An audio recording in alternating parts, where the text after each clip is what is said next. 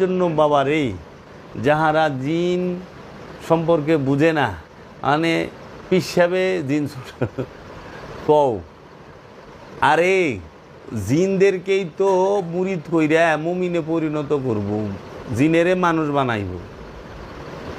এই ফেরেশতা, জিন, ইনসান এগুলা আলাদা বিষয় নয়, এটি রহস্যময় বিষয়।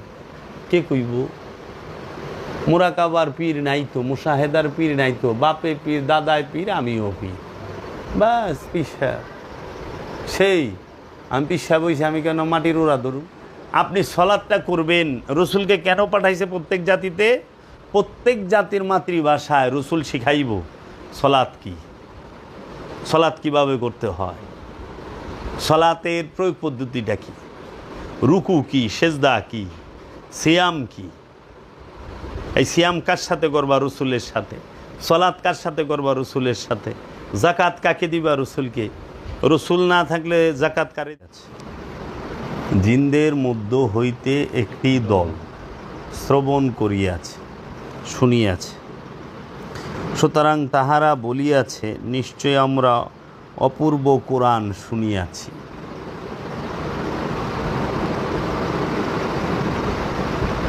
তাহলে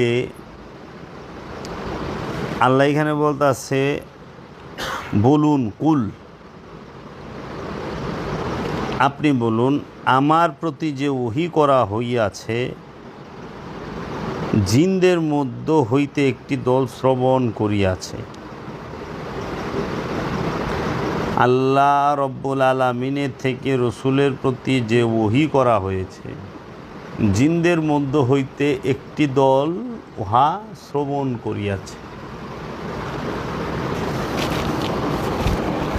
সুতরাং তাহারা বলিয়াছে, নিশ্চয়ই আমরা অপূর্ব কোরআন শুনিয়াছি। সুতরাং তাহারা বলিয়াছে, নিশ্চয়ই আমরা অপূর্ব কোরআন শুনিয়াছি। তাহলে জিনদের মধ্যে দল আছে, একটি দল জিন শুনে,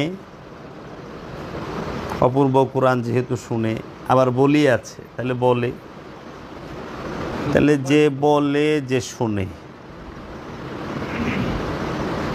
তাহলে আবার তাহারা ফিডব্যাক দিস, রিপিট, তারা ওইটার একটা মত প্রকাশ করছে যে আমরা অপূর্ব কোরআন শুনিয়াছি, আমরা অপূর্ব কোরআন শুনিয়াছি। তাহলে খুব খেয়াল করো, আল্লাহ রব্বুল আলামিন রসুলের উপরে যে ওহী করেছেন, সেই ওহী জিনদের মধ্য হইতে একটি দল শ্রবণ করিয়াছেন এবং তাহারা বলিয়াছেন, আমরা অপূর্ব কোরআন শুনিয়াছি। সূরা জিন ৭২ নম্বর সূরা জিন ১ নম্বর আয়াত। এখন যদি কেউ শুনে, কেউ দেখে, কেউ বলে, কেউ অনুভব করে, সেটি কি নফস ছাড়া করতে পারবে? দেহ ছাড়া করতে পারবে? শুনতে গেলে তো কান লাগবে। আর জিন সে মারা যায়, তো মারা যায় কে? কুল্লু নাফসুন যায়কাতুল মউত, নফস মারা যায়। তাহলে আমরা দেখি জিনের অনুভূতি আছে, নাহলে সে কেমনে বলে আমরা অপূর্ব কোরআন শুনিয়াছি? অপূর্ব আর বিশ্রী যেটাই খুব, অনুভূতি তো থাকতেই। যেমন হুজুরের কণ্ঠ অনেক সুন্দর, এত সুন্দর গজল গায়, তাহলে অবশ্যই সে সেটা অনুভব করছে, শুনছে, সে সুন্দর ও সুন্দর অনুভব করার ক্ষমতা রাখছে, তাই না? আজাবান, শেষের শব্দটা আজাবান, মানে ওই আজাবান শব্দের অর্থ হইল বিস্ময়কর, অপূর্ব, অদ্ভুত। এই যে আমার ছেলের নাম রাখছি না আজাবে ওয়ারসি, আজাবে শব্দের অর্থ হইল অদ্ভুত, অপূর্ব, বিস্ময়কর, বুঝছেন? সিনানাথ, মানে প্রাণদানকারী। তার পুরো নামের অর্থ হলো অদ্ভুত বিস্ময়কর প্রাণদানকারী।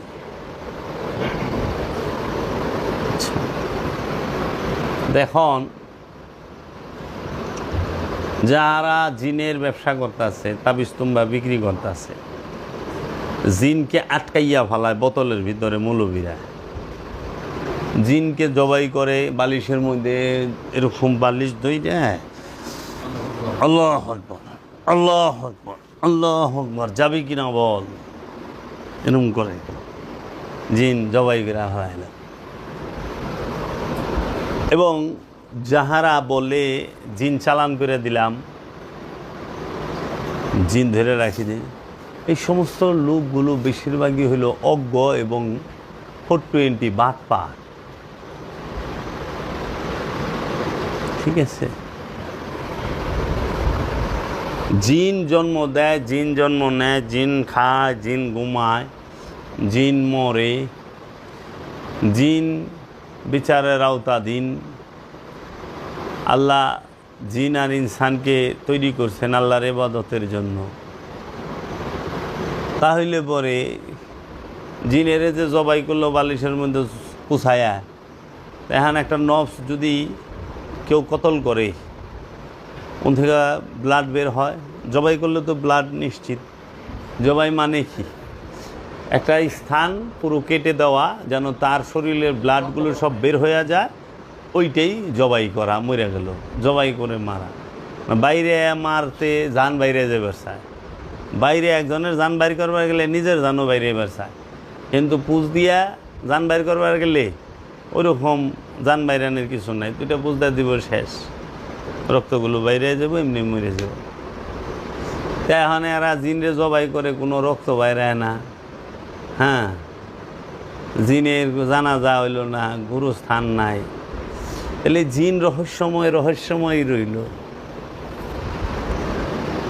জিনের রহস্যটা উদ্ঘাটন কয়জনে করল সমাজে?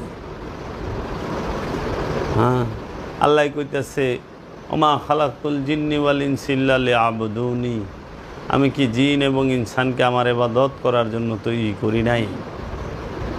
তাহলে পরে কথা হইল, মানুষ তো ইবাদত করার লেগে মসজিদ বানাইলো, মানুষ ইবাদতের পদ্ধতি শেখার লেগে মাদ্রাসা বানাইলো, জিনেরা মসজিদ বানাইলো না, এটা জিনেরা মাদ্রাসা করলো না। মানুষের তো দেখি ফজরের নামাজ পড়তে, জোহরের নামাজ পড়তে, আসরের পড়তে, মাগরিবের পড়তে, এশার পড়তে, তাহাজ্জুদ পড়ে, আবার জুমার দিনে জুমার নামাজও পড়ে।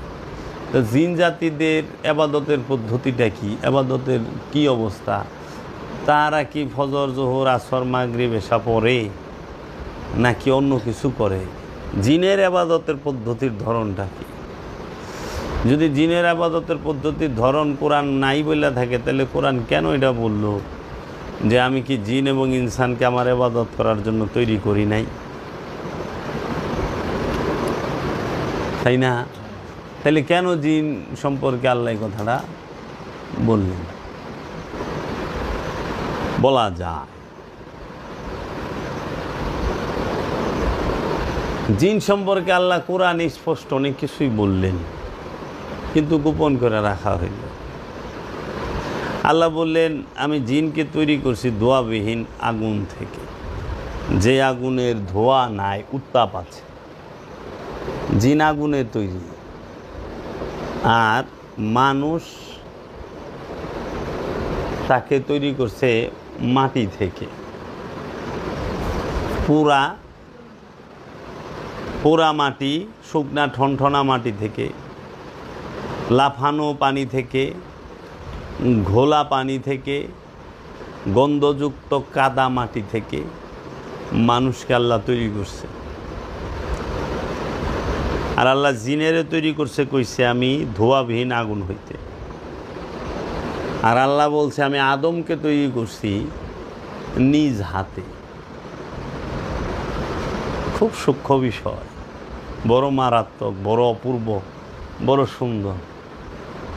আদমরে আল্লাহ নিজ হাতে তৈরি করে, জিন আর ইনসানরে আল্লাহ নিজ হাতে তৈরি করে নাই।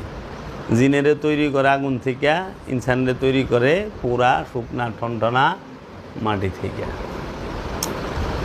তাহলে জিন কি, ইনসান কি, আদম কি, নবী কি, রসুল কি, অলি কি, যদি কেউ জানতে চায় সে যেন মুরাকাবা মুশাহেদা করে, সে যেন দাইমি সলাত করে। দাইমি সলাত ছাড়া এই রহস্যময় বিষয়গুলো বোঝা জানা সম্ভব না।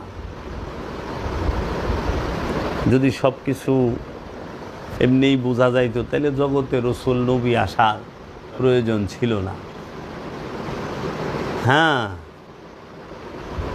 তাহলে ধোঁয়াবিহীন আগুন, কোন আগুন যেটার ধোঁয়া নাই? এটা কি কাঠকয়লা, লাকড়ির আগুন? লাকড়ির আগুন, কাঠকয়লা, পাতালাতা আগুন, এটার তো ধোঁয়া আছে। গ্যাসের আগুন, এটারও ধোঁয়া আছে, কালি আছে। এখন গ্যাসের চুলার যে আগুন, গ্যাসের চুলার,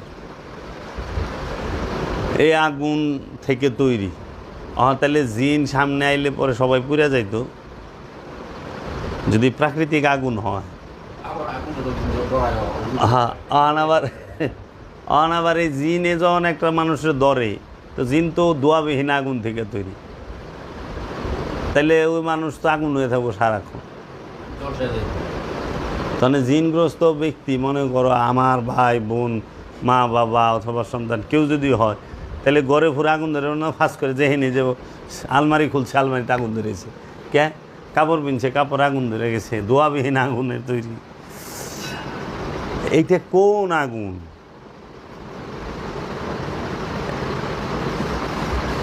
শরীরের মধ্যে যে রাগ আছে, রাগের কি ধোঁয়া আছে রে? কিন্তু তাপটা কিরকম? ধোঁয়াবিহীন আগুন পাইছ? শরীরের মধ্যে যে যৌবন আছে, যৌনতা আছে, উত্তাপ আছে, ধোঁয়া বাইরে, তাপ কিরকম? কঠিন তাপ, কন্ট্রোলই হয় না। শরীরের মধ্যে যে মনের মধ্যে হিংসা আছে, হিংসার তাপ আছে না?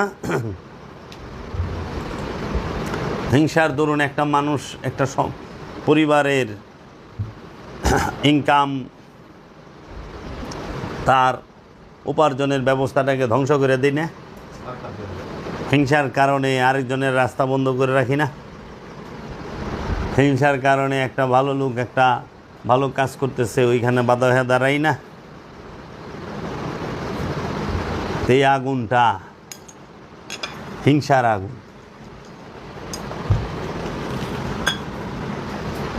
নাকি রে বা?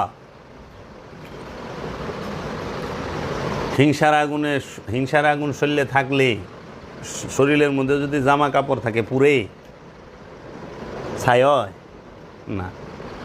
যৌবনের আগুন মন প্রাণের মধ্যে যখন থাকে, শরীরে কাপড় মিললে কাপড় পুরে, যে ঘরে থাকে ওই ঘরের কাঠবাস পুরে। একটা প্রাকৃতিক আগুন, গাছের আগুন, কয়লার আগুন যদি তুমি ধরায় দাও ঘরে, একটা ঘর পুড়তে বেশ সময় লাগে। কিন্তু একটা ঘরে হিংসার আগুন আর অহংকারের আগুন যদি ধরায় দাও, ওইটা পুইরা ধ্বংস হইতে খুব একটা সময় লাগে না। রাগের ভসে ক্রোধের আগুন, রাগের আগুন, এটা যখন জ্বলা উঠে, একটা জীবন নাশ করতে কয়েক সেকেন্ড সময় লাগে। কিন্তু চুলার আগুন, লাকড়ির আগুন একটা মানুষকে পুইরা মারতে তাও ঘন্টা 1.5-2 সময় লইল। তাইলে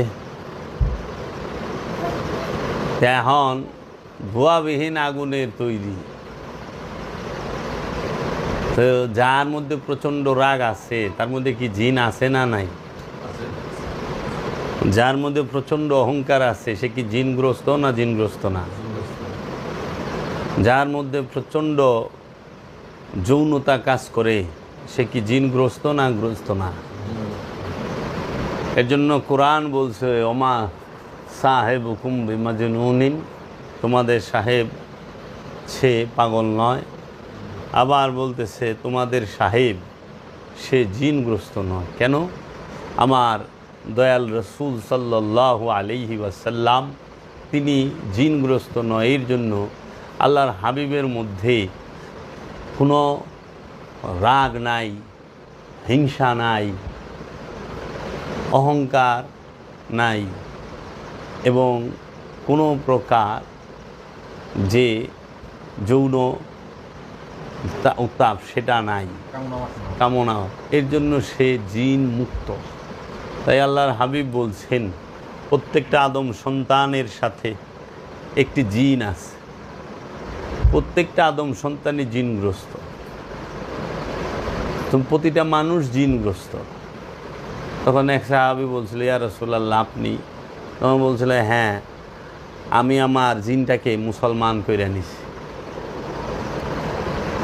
মানুষ, ফেরেশতা এবং জিন এই দুইয়ের মিশ্রণেই তৈরি হয় মানুষ।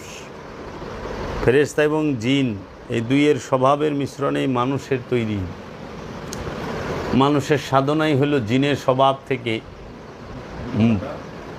দূরে সরা, জিনের স্বভাব থেকে মুক্তি নেওয়া। প্রতিটা মানুষ জিনগ্রস্ত। এর জন্য জিন কোনো অদৃশ্য বিষয় নয়, কারণ জিনের জন্য ইবাদতের হুকুম আছে, জিনের মরণ আছে, জিনের সন্তান আছে, জিনের পিতামাতা আছে। জিন সে খায়, জিন মিষ্টি খাইতে ভালোবাসে, জিন কয়লা খাইতে ভালোবাসে।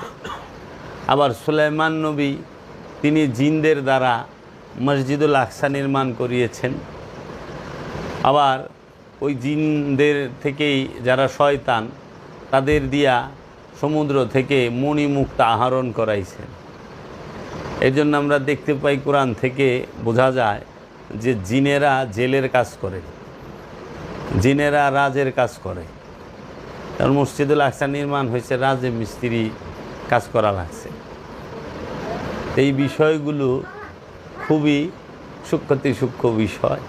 এই সূক্ষ্ম বিষয় মুরাকাবা মুশাহেদা ছাড়া ধরা যায় না, বোঝা যায় না, বুঝতে পারে না।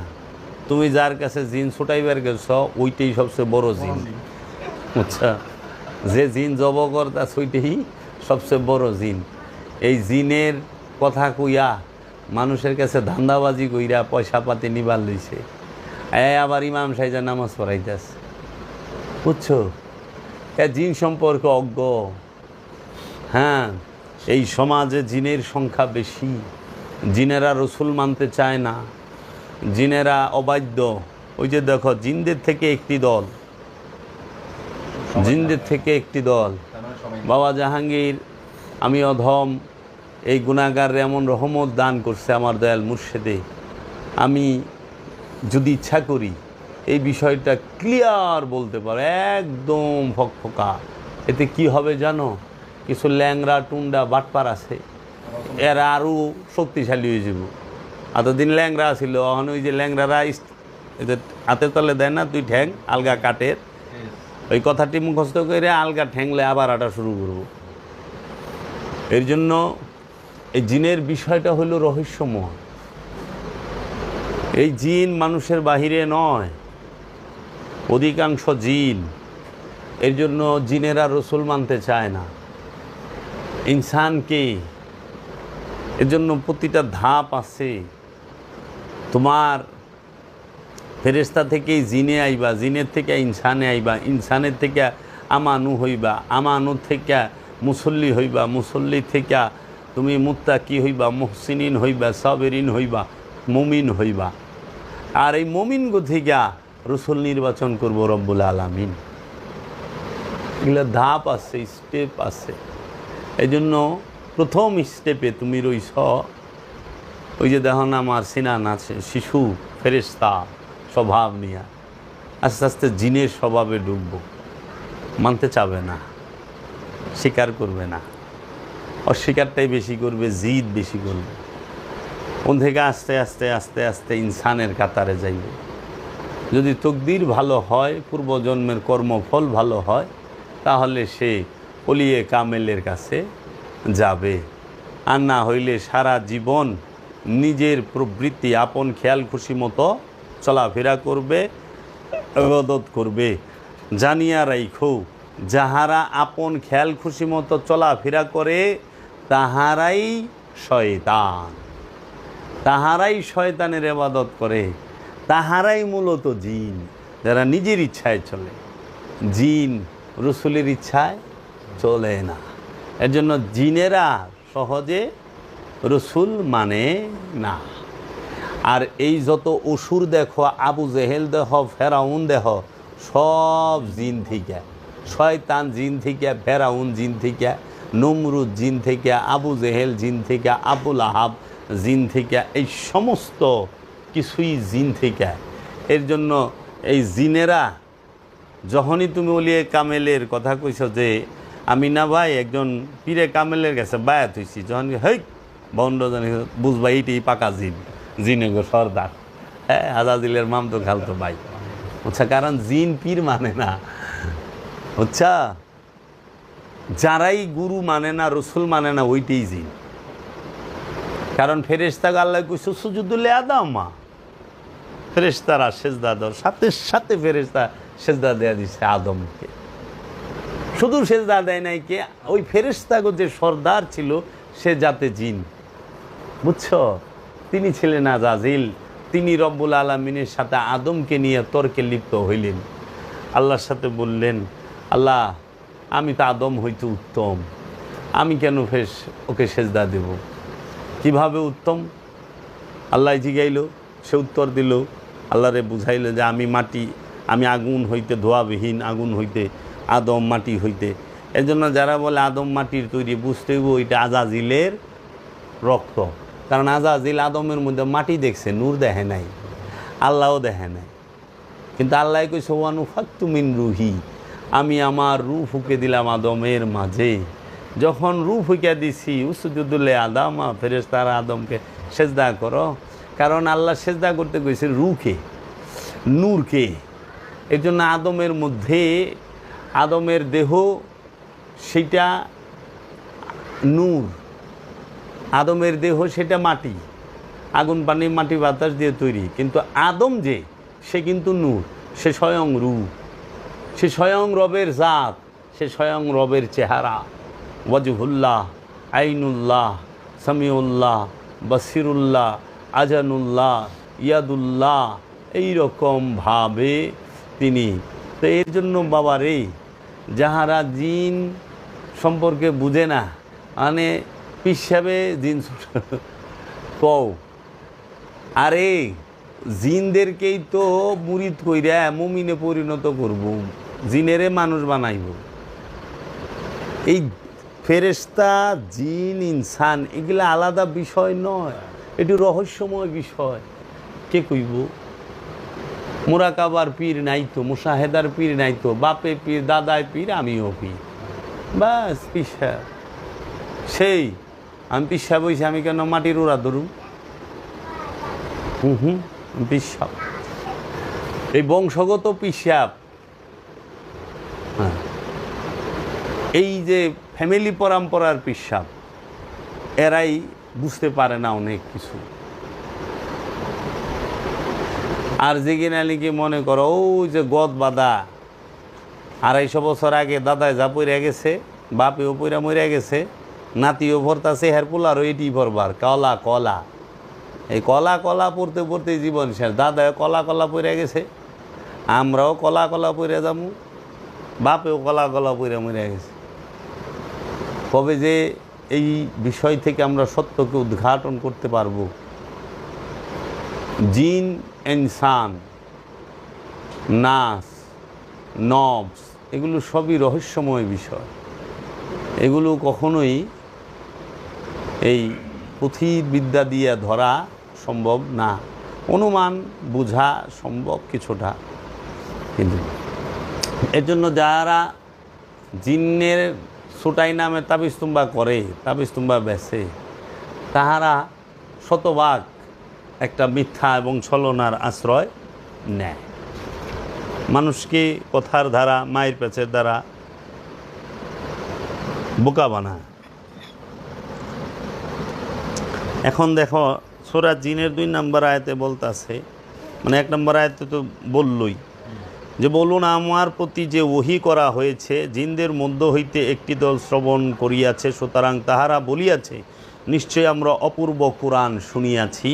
দ্বিতীয় আয়াতে বলতেছে পথ দেখায় হেদায়েতের দিকে, সুতরাং উহার উপর আমরা ঈমান আনিয়াছি এবং আমাদের প্রতিপালকের সহিত কখনোই শিরক করিব না, যিনি অখণ্ড একক। জিনেরাও সাক্ষী দিছে আল্লাহ যে অখণ্ড একক, আহাদান। বুঝছস, বহু বচনে বলছে, সবাই মিলা কইছে। রসুল বলছে কুল হু আল্লাহু আহাদ, আর জিনেরা বলছে যে আহাদান, কারণ জিনের পক্ষে বলা সম্ভব না কুল হু আল্লাহু আহাদ, এক বচনে বলা সম্ভব না। এজন্য জিনেরা মিলা কইছে আহাদান, আর রসুল কইছে কুল হু আল্লাহু আহাদ, আল্লাহ একক অখণ্ড অদ্বিতীয়। এই ভেদ বুঝে নাই। আমাদের দরবার এক জাহেল আছে, তুতলা জাহেল, আমার মুর্শিদের আওলাদদেরকে ভুলভাল বুঝায়া এই তুতলায় বুঝে না, এই যে কয়ে দিমু এইটা লয়ে এখন টানবো, জুড়ছে বললো হেইয়, আরও জুড়ে হেইয়, যাবের বাবা হেইয়, বলছে এবার হেইয়, আমরা এবার হেইয়, ছিঁড়া ভালামু হেইয়, ছাতিয়া নাশ করুম হেইয়। এই হইলামঙ্গ দরবারের হাল এখন হয়ে গেছে। বুঝার খুবরি নাই তো।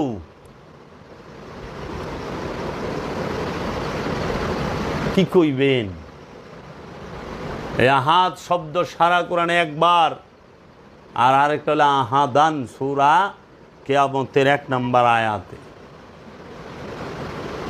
সূরা কিয়ামতের 1 নম্বর আয়াতের শেষের শব্দ, এই তোমার 2 নম্বর আয়াতে, সূরা কিয়ামতের 2 নম্বর আয়াতের শেষের শব্দটাই হলো আহাদান, যিনি অখণ্ড একক। যিনি অখণ্ড একক এটা জিনেরা বলতেছে, আর সূরা ইখলাসে কুল হু আল্লাহু আহাদ এটা আল্লাহর হাবিব বলতেছেন। আর এখানে ঈমান আনছে কে? জিনেরা। সূরা জিনের 2 নম্বর আয়াতে বলতেছে পথ দেখাইয়াছে হেদায়েতের দিকে, সুতরাং উহার উপর আমরা ঈমান আনিয়াছি। কিসের উপর ঈমান আনছে?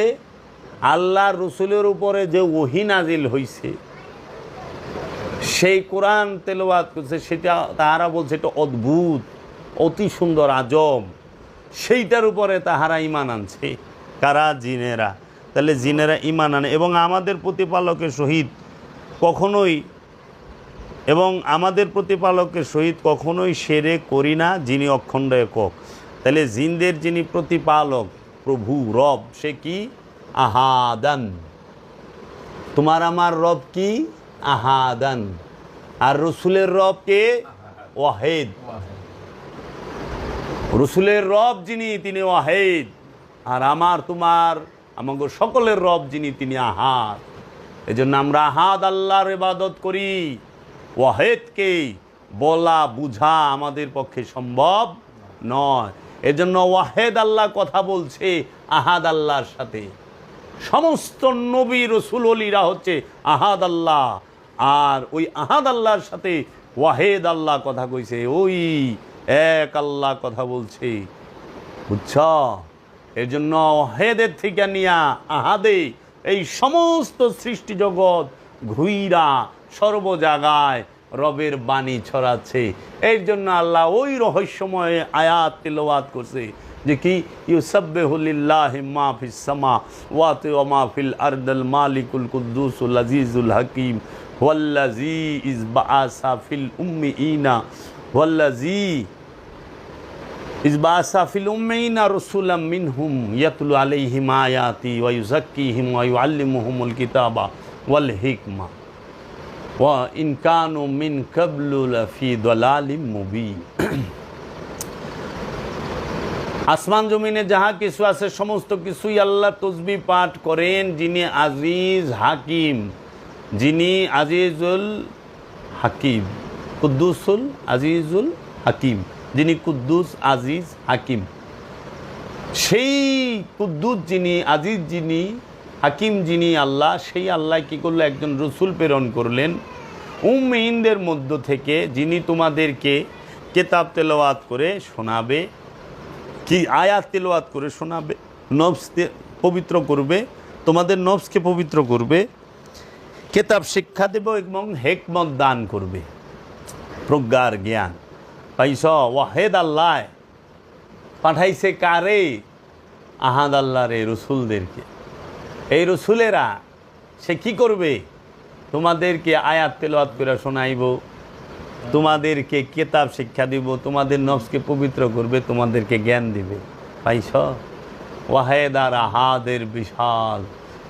এর জন্য বলছে আহাদ একক, ওয়াহেদ এক। ওয়াহেদ এক, আহাদ একক। এই এককেরা ওয়াহেদ থেকে আলাদা না, আর একক থেকে আলাদা না। এর জন্য এই এককের মধ্যে এক বয়ে রয়েছে, একেরই প্রকাশ, একেরই বিকাশ এককের মধ্যে।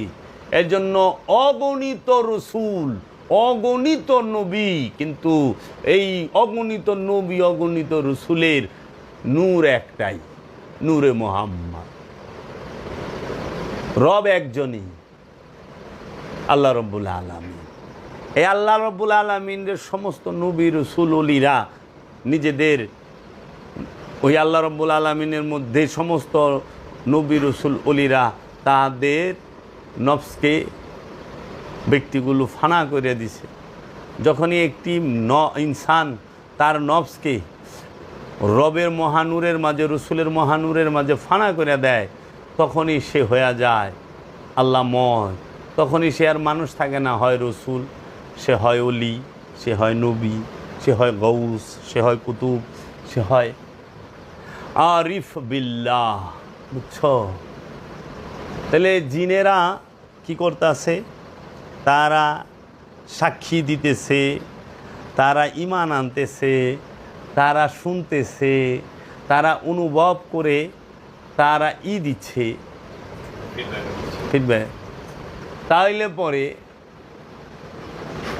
এই জিনেরা এত কিছু দিছে, সেই জিনে গো বর্তমান সমাজের কিছু প্রতারক মানুষ মৌলবী মুন্সির বেশ ধইরা তারা জিন ছুটাইতেছে।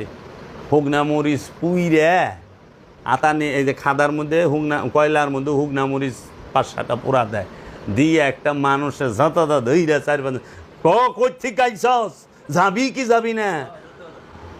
ওই বেটাই হুগনা মরিচের দোয়া যখন নাক দা ঢুকে মস্তক তো বাইরে ফাইটা যাইবার চায়, ওই ডোরের ঠেলা কয় আমি জামগা আমার ছাইরা দেন। কই থেকে আইস? তোর মনে যায় আহে তাই কই দেয়, আমি ইন্ডিয়া থেকে আইছি, আমি রাশিয়া থেকে আইছি, আমি চায়নার থেকে আইছি, আমি অক্ষণে যাইতেছি। যাবি কি না? কই জামগা।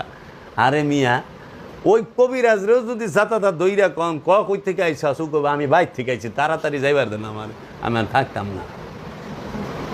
এই যে মানুষকে কোথা আসছে, এটা মানুষকে এইরকম হুংনা মরিচের দোয়া, আর তারা কি করে না করে পন্থ কি এর মধ্যে কি? জিনের রুগী ছুটাই বেলেছে, ভিডিও বানায় ফেসবুকে ইউটিউবে দিছে। জিনের রুগী হ্যাঁ পাগল হয়ে গেছে, কিন্তু বরকাটা ঠিক মতো ভিন্দা রয়েছে। দেখে সব প্রশ্নের উত্তর টন করে দিতে আছে। পাগল সব কিছুর উত্তর টন করে দেয়। পাগল মানে কি? পাগলামি। পাগলের কোনো লাইন ঠিক থাকবো না। পাগল এমন যে বুঝেই না যে হেসলে কাপড় আছে না নাই, ওটা হলো পাগল। পাগল আবার জিনের রুগী বরখা বিন্দা থাকে কেমনে? কি করবেন, কি বুঝান যে জিনের গ্রস্ত এত পাগল, শরীরে কাপড়ই থাকবো না, খাইব দাইব না, কলা পাতার উপর দাঁতবো, তখন সেন বুঝুন যে না কিছু একটা আছে রে। কলা পাতার উপর দাঁটা, এটা চারটিখানি বিষয় না। যখন দেখুন যে 5 মিনিট একটা পাথর উঁচা করে ফেঁকা ভালাই দিতেছে একটা কেরকেরা মানুষ, তখন বুঝতে বুঝে না এটা তোর স্বাভাবিক বিষয়, অন্য কিছু আছে। এরা জব করে, এখানে তদবির কইরা 5টা বাড়ি করে হালাইছে কামরাঙ্গীর সরে জিন হুজুরে। ঠিক কইলা। ভুল করা ভালো, ভণ্ডামি করা ভালো না। ভুলের ক্ষমা আছে, ভণ্ডামি ক্ষমা না। এজন্য আল্লাহকে পাইতে হইলে আল্লাহকে আল্লাহর মধ্যে নিজের নফসটাকে ফানা করতে গেলে একজন রসুল লাগবে, একজন অলি লাগবে। ওই অলি রসুলেই শিখাই দিব কেমনে ফানা হইতে হয়, কেমনে বাঁকা হইতে হয়। হ্যাঁ, জিন ছুটাইবার লেগে টাকা বন্ধ করে দেন, একটাও জিনের চিকিৎসক পাইবেন না। দেন, তাই আমার দয়াল কইছিল যদি এরকম হইতো, না আমিও যে নামাজ পড়ায় যদি বেতন না থাকতো, কয়জনে নামাজ পড়াইতো এটাও সন্দেহ আছে। আমার নামাজ পড়ার পরে যদি একটা ট্যাক্স দেওয়ান লাগতো, যে 1 বছর নামাজ পড়তো, লাখখানিক টাকা, 50,000 টাকা ট্যাক্স দিতে হবে এটার বাবদ, কয়জনে যে ফুরতো, খুব মুশকিল আছিল খুঁজা পাওয়া। এখন এই যে উনি এত ডাকেন নামাজ পড়ছেন না, এই হবে ওই হবে ওই হবে, কারণ এটা উনার জব, চাকরি, ডাকা, মহব্বত না। হ্যাঁ, মহব্বত না, জব। সলাৎ কোনো দিন চাকরি না, সলাৎ হইল মহব্বত। মহব্বতের অপর নামই সলাৎ। সলাৎ করতে হয় রসুলের সাথে। সলাৎ করবে কার সাথে? রসুলের সাথে। রসুলের সাথে সংযোগ আল্লাহ রব্বুল আলমিনের সাথে যোগাযোগ হবে। সলাৎ শিখবে কার কাছ থেকে? রসুলের কাছ থেকে। সলাৎ করবে কার সাথে? রসুলের সাথে। এজন্য আল্লাহ বলছেন কোরআনে, ওমা আরসালনা ইল্লা বিলিসানি কওমিহি লিবাইয়িনা লাহুম, সূরা ইব্রাহিমের 4 নম্বর আয়াত। আমি এমন কোনো জাতি নাই, এমন কোনো ভাষা নাই যেই জাতির নিজের ভাষায় আমি আমার রসুল প্রেরণ না করেছি। এবং আল্লাহ রব্বুল আলামিন এরকমভাবে অসংখ্য আয়াতে আল্লাহ রব্বুল আলামিন বলে দিছেন যে তোমরা সব সময় সালাত এবং সবুরের মধ্যেই থাকবা। এরকম আল্লাহ বলছেন, এবং প্রত্যেক জাতির জন্য আছে একজন রসুল। যখন তাদের রসুল আসে তাদের মধ্যে বিষয়টি বিচার করা হয় ন্যায়পরায়ণতার সহিত, এবং তাহাদের প্রতি করা হয় না অবিচার। সূরা ইউনুস আয়াত নাম্বার 47। এবং আল্লাহ আরও বলতেছেন, এবং সত্যই আমরা প্রত্যেক জাতির মধ্যে একজন রসুল পাঠাই, যাতে তারা আল্লাহর ইবাদত এবং তাগুত বর্জন করে, যাতে তারা আল্লাহর ইবাদত করে এবং তাগুতকে বর্জন করে। এর জন্য কি করে? এবং সত্যি আমরা প্রত্যেক জাতির মধ্যে একজন রসুল পাঠাই, যাতে তারা আল্লাহর ইবাদত করে এবং তাগুতকে বর্জন করে। কতটি আয়াত লাগবে? এটা হইল সূরা নাহলের 36 নম্বর আয়াত। প্রত্যেক জাতিতে আল্লাহ রসুল পাঠাইছে, প্রত্যেক ভাষায়। তাই আমরা কি বাঙালি জাতি না? বাংলা আমাদের ভাষা না? তা আমাকে আল্লাহর নিদর্শন বুঝাইতে গেলে কিসে বুঝাইতে হবে? বাংলায়। আল্লাহর আয়াত বুঝাইতে গেলে বাংলায়, আল্লাহর হিকমত বুঝাইতে গেলে বাংলায়, আমার নফসকে পবিত্র করতে গেলে আমাকে বাংলায় বুঝাইতে হবে। তাহলে পরে বাংলা ভাষার রসুলকে আল্লাহ বলছে প্রত্যেক জাতিতে রসুল পাঠাইছি। এখন এই রসুলকে অস্বীকার কইরা আমাদের সমাজে প্রতিষ্ঠিত করে দিয়েছে আল উলামা ও ওয়ারাসাতুল আম্বিয়া হাদিস।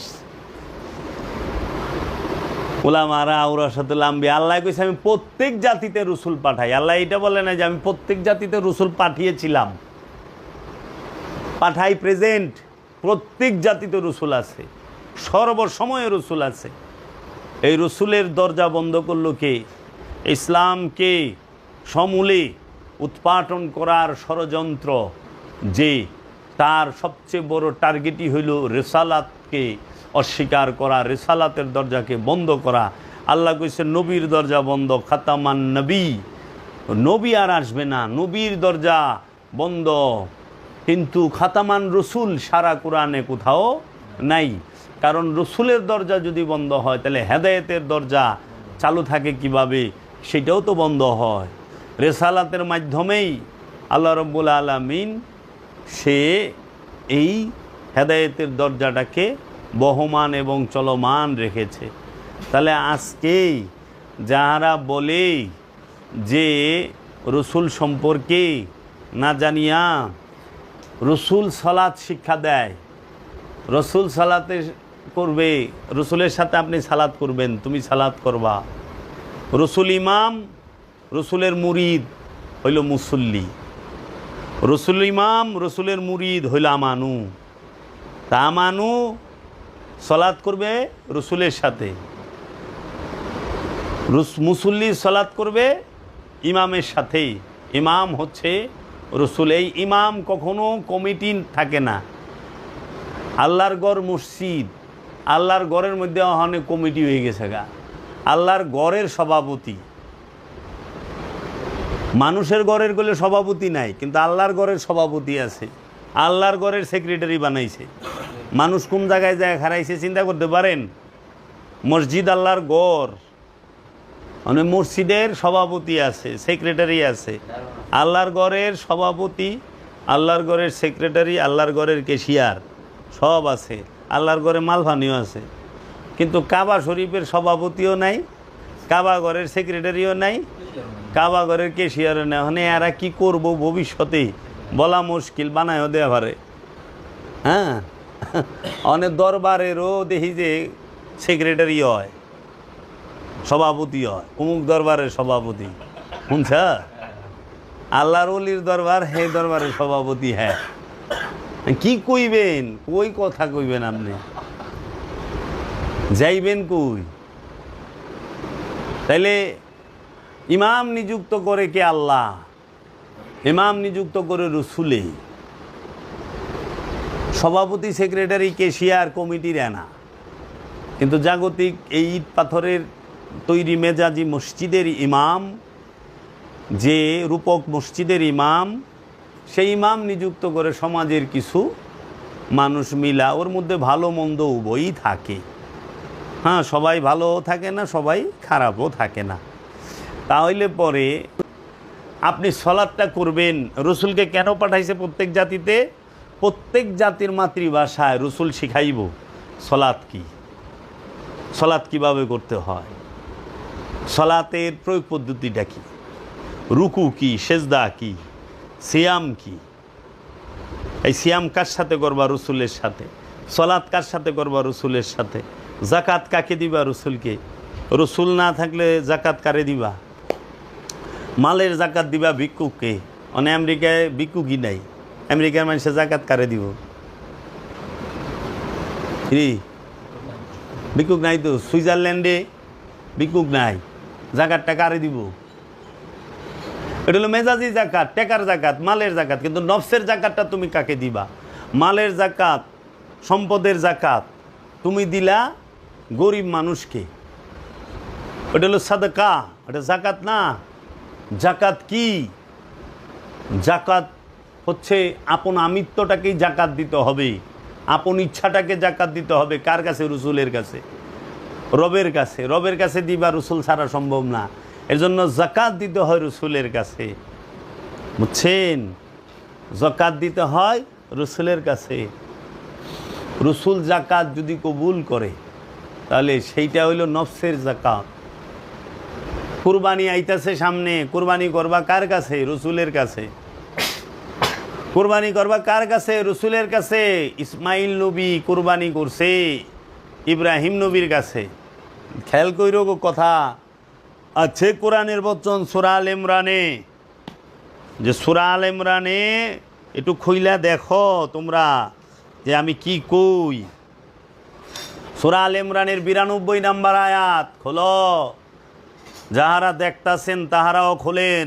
সূরা আলে ইমরানের 92 নম্বর আয়াতে বলতেছে, তোমরা যাহা ভালোবাসো, যে পর্যন্ত তাহা হইতে ব্যয় না করিবে পণ্য অর্জন করিতে পারিবে না। বুঝছেন? এবং তোমরা যাহা কিছু ব্যয় করো নিশ্চয়ই আল্লাহ সেই সব বিষয় অবগত রহিয়াছে। আছে কোরআনের বচন, দাও প্রাণ প্রিয় ধন, গরু কি তোর এতই আপন, যে রক্তে হইলি লাল। মানুষের এখন সবচেয়ে আপন কি? গরু। গরু হইল সবচেয়ে প্রিয় জিনিস। হ্যাঁ, আবার কেউর তো ছাগল খুব প্রিয়। হ্যাঁ, সন্তান রসুলের ইব্রাহিম খলিলুল্লাহর প্রিয় কে ছিল? তার ছেলে ইসমাইল। আর আমাগো তোমাগো প্রিয় কি? ছাগল। যেমন কুরবানি, আমাগো তোমাগো প্রিয় কি? গরু। আর ইব্রাহিম নবীর প্রিয় কি ছিল? ইসমাইল। ইসমাইল কি ছিল? নবী এবং রসুল। তাইলে পরে ইসমাইল নবী কুরবানি করার লেগা তার ছেলেকে, তার ঘরে যে আগমন করছে নবী হয়ে, নবীকে, তার ঘরে আগমন হয়েছে রসুল, রসুলকে নিয়ে মিনায় চলে গেল যে কুরবানি করবে ছেলেকে।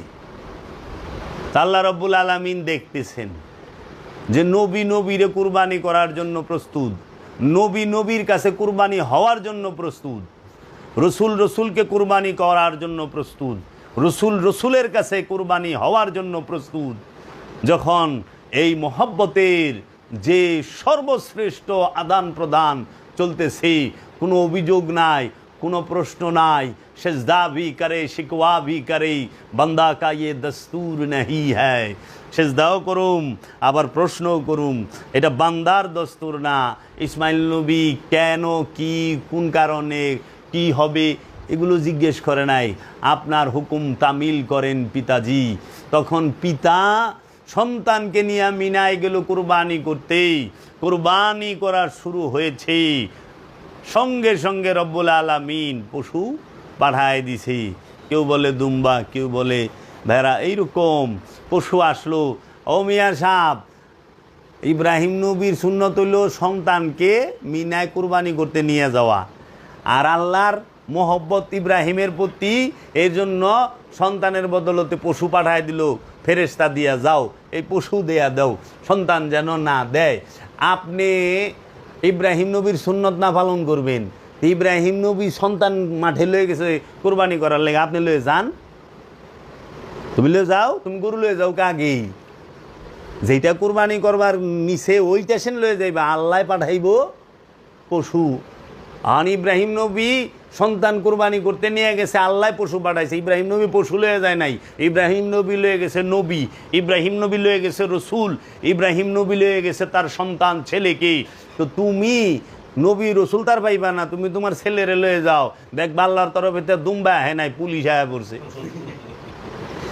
ইব্রাহিম নবীর লেগা আল্লাহ দুম্বা পাঠাই দিছে যে ছেলেরে কইরেন না, নবীরে কইরেন না, রসুলরে করেন না, দুম্বারে করে আলান। আর তোমার লেগে পুলিশ পাঠাইবা আল্লাহ, দেখবা যে পুলিশ খারা, তখন তুমি অবাক হইবা। আল্লাহ রাব্বুল আলামিন মনে করছিলাম দুম্বা আইব, অন্দি পুলিশ আইছে। কারণ দুম্বা তার লেগে আইব যার লগে আল্লাহ কথা কয়, যে আল্লাহর মনোনীত, যে আল্লাহ নির্বাচিত। এর জন্য কুরবানি দিতে পারে নবী রসুল, আর জব করতে পারে সাধারণ মানুষ। আমরা জব করি, কুরবানি করি না। আর নবী রসুল কুরবানি করে। ওই দেখ ইব্রাহিম খলিলুল্লাহ, সে মিনায় কুরবানির জন্য তার ছেলে, তার ঘরে আসা নবী, তার ঘরে আসা রসুল, তার ঘরে আসা আল্লাহর বান্দাকে নিয়ে গেছে। আর কারবালায় দেখো মাওলা হুসাইন কুরবানি করার জন্য, কুরবানি হওয়ার জন্য নিজেও গেছে, সাথে মাসুমদেরকেও নিয়ে গেছে, ইমামদেরকে নিয়ে গেছে। ইব্রাহিম নবীর কুরবানি সময় তার সন্তানের গলা কাটে নাই, কাটছে পশুর গলা। এর জন্য আমরা আনন্দ করি। কিন্তু মাওলা হুসাইনের কুরবানি, সেইখানে পশু কাটে নাই, সন্তানের গলাই কাটছে, তাজা রক্তগুলো ঝরছে। এর জন্য আমরা কি একটু কাঁদতে পারুম না? আমরা চোখের জল ফালাইতে পারুম না? এত হতভাগা মুসলমান যে আওলাদে রসুলের গলা কাটে, ওই দিন ছুটি দেয় সরকারিভাবে, দুঃখের দিন, মানুষ ওই দিন বিয়ার অনুষ্ঠান করে। হাই রে হতভাগা মুসলমান! আমার মুর্শিদ বাবা জাহাঙ্গীর বলছেন, মহরম মাসে যারা বিয়া করে, যারা বিয়া করায় ওই ঘরে জৌরা পোলাপান হইব, কোনো নেক সন্তান হবে না। মহরম মাসে মুসলমানের লেগা বিয়া করা হারাম, হারাম, হারাম। প্রেমিকের লেগা, আশেকের লেগা, হ্যাঁ, ইয়েজিদের লেগা শহর সাজানো জায়েজ। কারণ কারবালায় মাওলা হুসাইনের মাথা মুবারক কাইটা আলে রসুলের কাইটা এজিদ কি করছিল? কুফা সাজাইছিল, দামেস্ক সাজাইছিল। এর লেগে দামেস্কের চিহ্ন উইরা যাইতেছে পৃথিবীর থেকে, কারণ আওলাদে রসুলের শাহাদাতের সময় তাহারা সাথ ছিল। এর লেগা রসুলের আওলাদদেরকে কল্লা কাইটা শহর সাজানো, বাড়িঘর সাজানো, এটা হলো এজিদের সুন্নত। এর জন্য এজিদের সুন্নত, এর জন্য যাহারা মহরম মাসে বাড়িঘর সাজাইয়া বিয়া করে, এলাকা সাজাইয়া বিয়া করে, বুঝতে হইবে এটা পাক্কা এজিদের পেতাত্তা। আচ্ছা, এজিদের লগে থাকবা না। মাওলা হুসাইন মহরম মাসে বিয়ার দাওয়াতও খাইবার যায় না। না, আমরা আশেকে রসুল, আমরা রসুলের বংশের প্রেমিক, আমরা রসুলের বংশের মহব্বতে মহরম মাসে কোনো দিন বিয়া শাদি কোনো প্রকার আনন্দ আয়োজনে আমরা যাব না, কারণ ওই মহরম মাসটা বুঝায় আনন্দ করছে এজিদেরা, আর রসুলের পরিবার শুধু কাঁদছে। জানো, নির্যাতনের মাত্রা এত ছিল। মাওলা হুসাইনের ছোট স্ত্রীর নাম আমার সবচেয়ে প্রিয় লাগে, তার নাম মা রুবাব। মা রুবাবের সামনে যখন তার 6 মাসের শিশুটাকেই গলায় তীর বিন্দায় আমার শাহাদাত করছে, শহীদ করছে, নিজ চোখে মায় দেখছে। পানির জন্য মায় সন্তান চলে গেল, মা যত কাল বেঁচে ছিলেন পানি মুখে দেয় নাই, আর কোনো সময় ছায়ার মধ্যে বসে নাই, সব সময় রোদে বয়ে থাকবে। কারবালার পরে অল্প কিছুদিন পরেই মা রুবাব চলে যায়। বুঝছো, মাওলা হুসাইনের স্ত্রী মা রুবাব। কি বলো তোমরা, কই থেকে ধর্ম শিখো?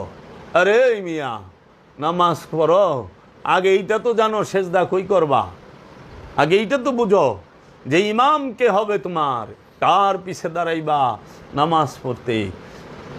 যে মাওলা হুসাইনের বিরুদ্ধে কথা বলে, যে মাওলা মজলুমের বিরুদ্ধে কথা বলে, যে মাসুমের বিরুদ্ধে কথা বলে, যে অত্যাচারীকে সাপোর্ট করে, এজিদের মতো অত্যাচারী। এজিদ বলে কিছু ছিলেন না, এজিদ বলে জানতেন না, এই সমস্ত এগো পিছে আরে এগুলা যেহেনে যায় ওই জায়গায় তো ধ্বংস। দেখো না তাদের চায়া ধ্বংসের মূলে দাঁড়ায় রয়েছে। 33,000 সৈন্য বাইরে এলো তার ঘরের থেকে, একটা রাষ্ট্রপ্রধান জানে না, অনুমতি ছাড়া বের হয়। শহর সাজাইলা, তাত্তের মধ্যে বসলা, আলে রসুলকে জেলখানায় বন্দি করলা। মাওলা হুসাইনের বড় ছেলে ইমাম জাইনুল আবেদিনকে 2টা বছর জেলে বন্দি করে রাখছে জিদে। মৌলবীরা কয় জানে না বলে, বেয়াদবের দল কারে ওয়াহাবিরা কয়। এর জন্য দেখো না, এগুলার মধ্যে সহি শুদ্ধ তেলাওয়াত আছে, নূর নাই, ইশক নাই, মহব্বত নাই। বুঝছো তো? কুরবানি, মনের পশুকে আগে জবাই করো। নিজের প্রিয় বস্তু হচ্ছে তোমার ইচ্ছা। একটা মানুষের সবচেয়ে প্রিয় বস্তুটাই হলো তার আপন ইচ্ছা। মানুষ সব কুরবানি করতে চায়, বিলাই দিবার আপন ইচ্ছাকে বিলাই দিতে চায় না। এই আপন ইচ্ছা রসুলের কদমে লুটাইয়া দেওয়া, মুর্শিদের কদমে লুটাইয়া দেওয়ার অপর নামই হইল কুরবানি। এইটাই হাকিকি কুরবানি। এরপরে তুমি যদি পশুও জব করো, তখন ওই পশুও তোমার হাতে জবাই হইয়া ধন্য হবে, কারণ অন্তত একটা মানুষের হাতে তো একটা পশুর জীবন গেছে। মানে পশু যখন চায় দেহে আমার থেকে বড় পশু আমারে জব করতেছে, আমার থেকে বড় পশু ও তো গরু। এই মানুষের মধ্যে সব পশুর খাসি লত বইয়া রয়েছে। মনের পশুকে করো জবাই, পশুরা বাঁচে, বাঁচে সবাই। সুফি কাজী নজরুল ইসলাম।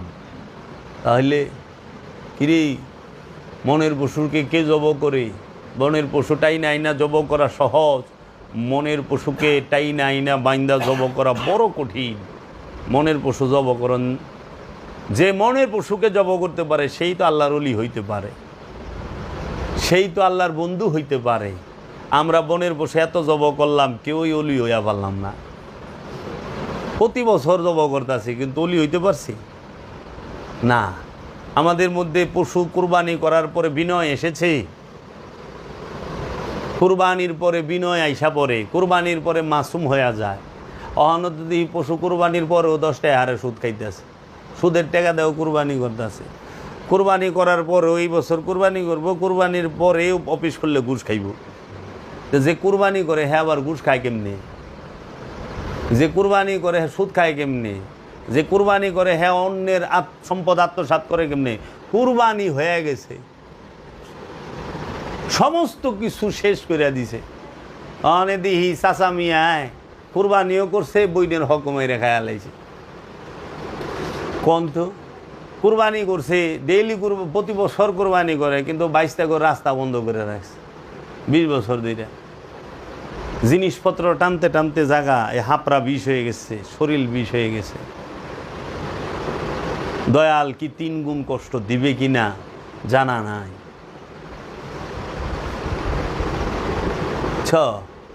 কুরবানি তো করে খুব আনন্দ। কি কুরবানি করলেন, কি নামাজ পড়লেন যে সালাত করার পরও পাপে লিপ্ত থাকেন? আবার এখন এক শ্রেণীর মৌলবী বাইরেছে যারা নাকি সুদখোর, ঘুষখোর এবং এলাকার সবচেয়ে বড় সম্পদ জমাকারী জাহান্নামী, তার দুস্থ হয়ে যায় মসজিদায়া। ইমাম মানে কি এলাকার মধ্যে সবচেয়ে বড় সম্পদ জমাকারী, যে তার বিরুদ্ধে দাঁড়াইব। এটা হলো ইমামের প্রথম গুণ। জুলুমের বিরুদ্ধে, জালিমের বিরুদ্ধে ইমাম দাঁড়াইব। অনে এলাকার যিনি সবচেয়ে বেশি সম্পদশালী, হের বাইতে আগে যায় মৌলানা সাহেব বসেন, তেল মারেন। ফেরাউনের বাজ্যায় মুসানবী, ইব্রাহিম নবী, মুসানবী ফেরাউনের বাজ্যায় কইছে, এই না করণ যাব না। নমরুদের বাজ্যায় ইব্রাহিম নবী কইছে। আর সুদখুরগো বাড়িতে যাইয়া, দোকানে যাইয়া ঈসা নবী কইছে। আর অনে আমাকে মৌলানা সাহরা, ইমাম সাহরা বড় লোকের বাজ্যায় আগে দাওয়াত খায়, সকালের নাস্তা করে। জাহান্নামীর বাজ্যায় সকাল ফজরের নামাজ পড়ে আয়া ওই যে মাসে কিছু টাকা দেয়, জায়গাতে টাকাটা মাদ্রাসা দেয় লেগে ভোরবেলা আয়া কোরআন তেলাওয়াত করে। অথচ কোরআন কইছে সম্পদ জমাকারী জাহান্নামী। যারা সম্পদ গুনিয়া বাঁচিয়া রাখে তারা জাহান্নামী, হুতামা নামক দুজকে যাইব। মানে জাহান্নামীর বাড়িতে যায় দিই ইমাম সাহেব বয়ে থাকে। আর যে নাকি সাধন ভোজন কইরা ফকিরি হাসিল করছে, ফকির হইছে, হের বাড়িতে আগুন দিবার যায়। তো ইমাম সাহেব জাহান্নামীর বিরুদ্ধে খাড়ায় না, ইমাম সাহেব সম্পদ জমাকারীর বিরুদ্ধে খাড়ায় না, এলাকায় যে ফকির আছে হের বিরুদ্ধে খাড়ায়। আল্লাহ কোন যাইবেন কই? সিস্টেমই উল্টাই দিছে। এর লেগা এরা একটা ফতুয়া দেয়, আল্লাহর দিন সব সমান, আল্লাহর দিন সব সমান। তো তোর বাপে যেদিন মরছে এই দিন তো বিয়ার অনুষ্ঠান করস নাকি? আল্লাহর দিন না সমান?